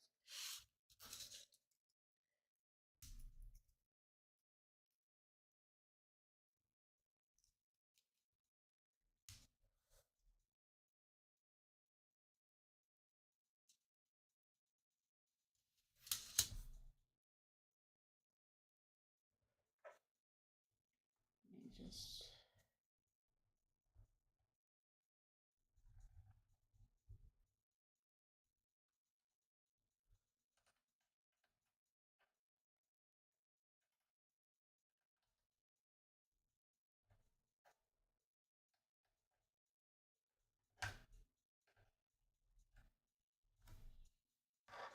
get that back in there.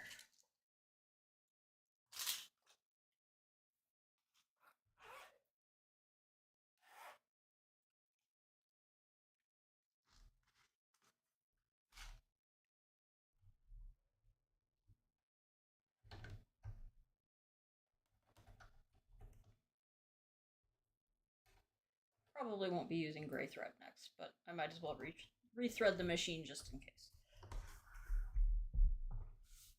All right. Oh.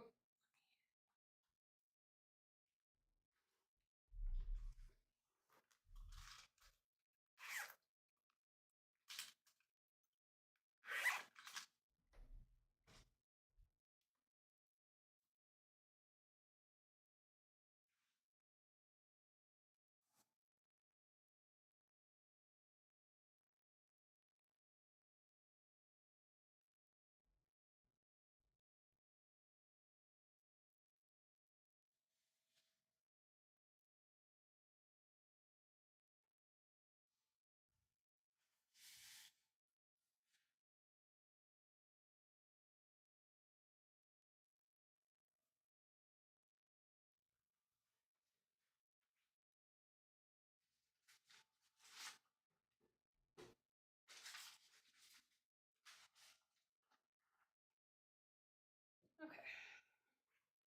Cord box.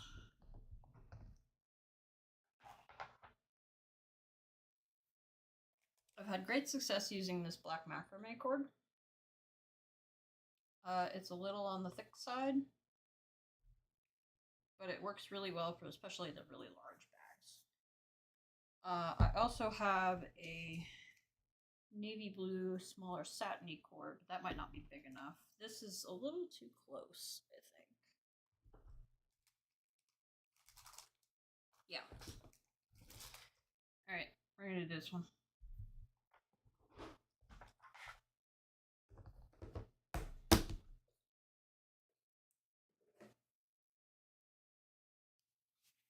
So for this process, I have two tricks.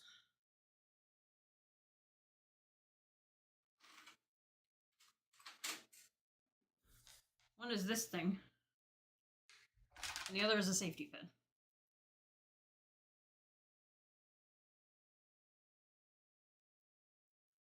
So I have a safety pin.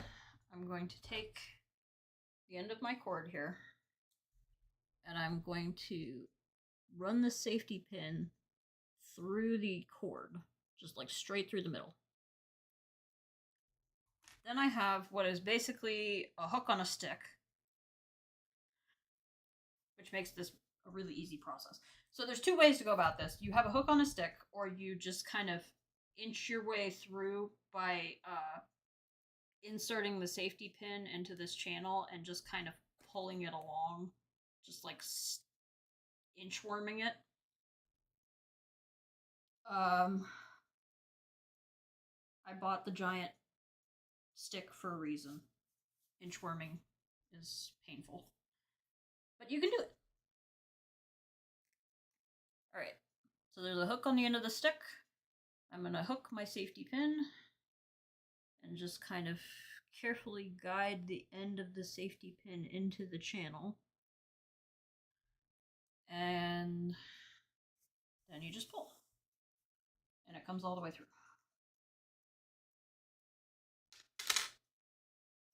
So there's one end of my cord. So now what happens with this cord, you string it through one end. You pull it really long.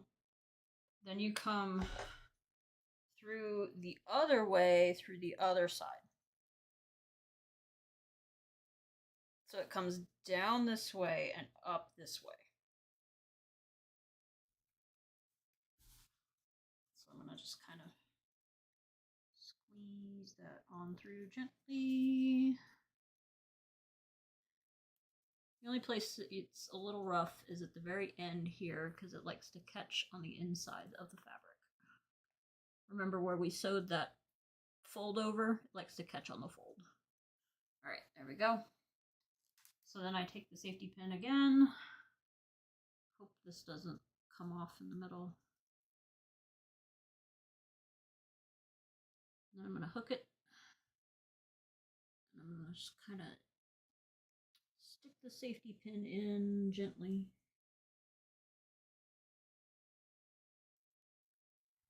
And just kind of gently pull it all the way through.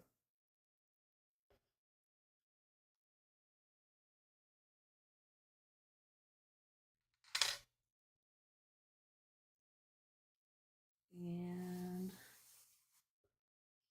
so there's a little loop that goes on this side. You can see it here. And there's two ends on this side. So I'm gonna figure out a good length of end, which is gonna be about like that. And I'm gonna grab my regular scissors, not my fabric scissors. Do not want to use my fabric scissors for this.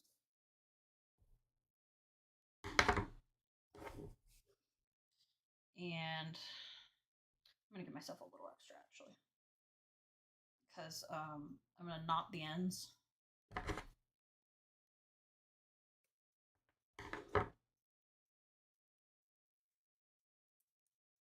Just a simple little overhand knot. And that's going to keep it from running back through the cord channel if you knot the ends together. And just kind of make it lie flat-ish and make it pretty. And alright, then I'm going to take the safety pin out of my cord. And there you go. There's one side. So now I'm going to pin the cord again. Carefully.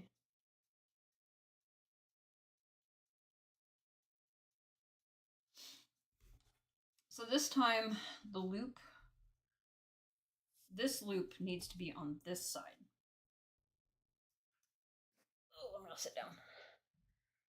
So first we went through this way. Now we're gonna go through the other way. So I need to go through this way so that I loop around this side. So I'm gonna kind of gently get my end of my turner all the way through, hook my safety pin, and then just kind of gently pull.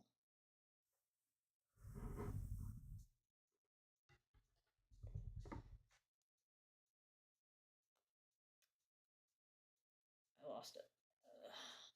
Not the cord, just the safety pin on the turner. All right.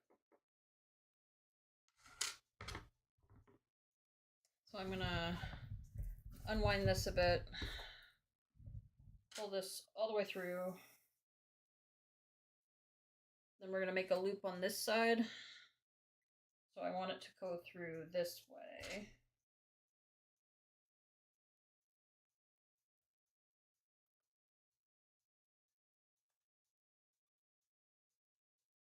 I'm gonna hook it.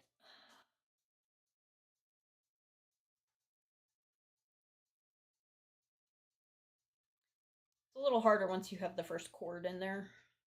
There's a lot less room to work with.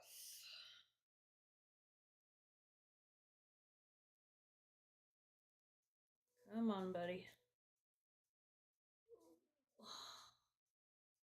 Like I said, a little harder. Just fitting two cords down one channel.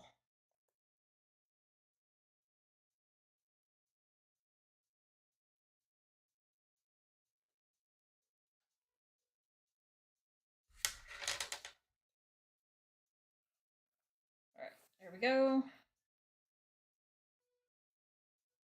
Now I got this looped around my my other cord, but I can just kind of pop this on through. So this one is the same sort of thing. We're just gonna kind of pull it through until it's about even with the other side. So that side goes down to about there. I want this side to go down to about there, so I can pull this backwards a little bit more. Yeah, once this knots together, it should be about the same length.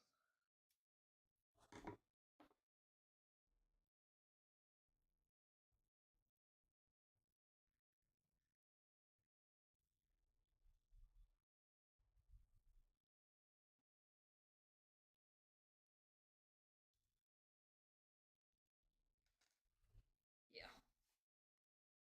So now we have two ends to the drawstring. And if we pull on both, first time's always a little rough as it kind of gets all where it wrinkles. But so you can see the top has like a little ruffle effect going on, so that it isn't just gathering in a circle. It's got a little bit of pizzazz to it. And then this is the grab handle. You can just flip it up or down. And this just opens right back up. And there you go. That's a bag. Stray thread. Would not be the finished product without a stray thread.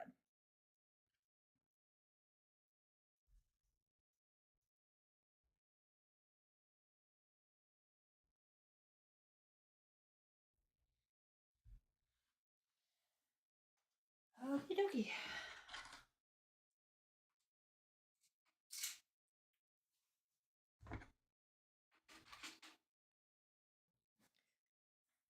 Thank you so much for being with me on my little journey making this bag. It's been fun. I'm gonna go load it up with yarn myself, but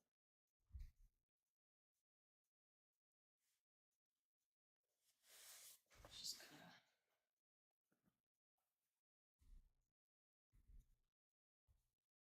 I'm excited. I think it turned out pretty well. Well, thank you, and I will catch you around.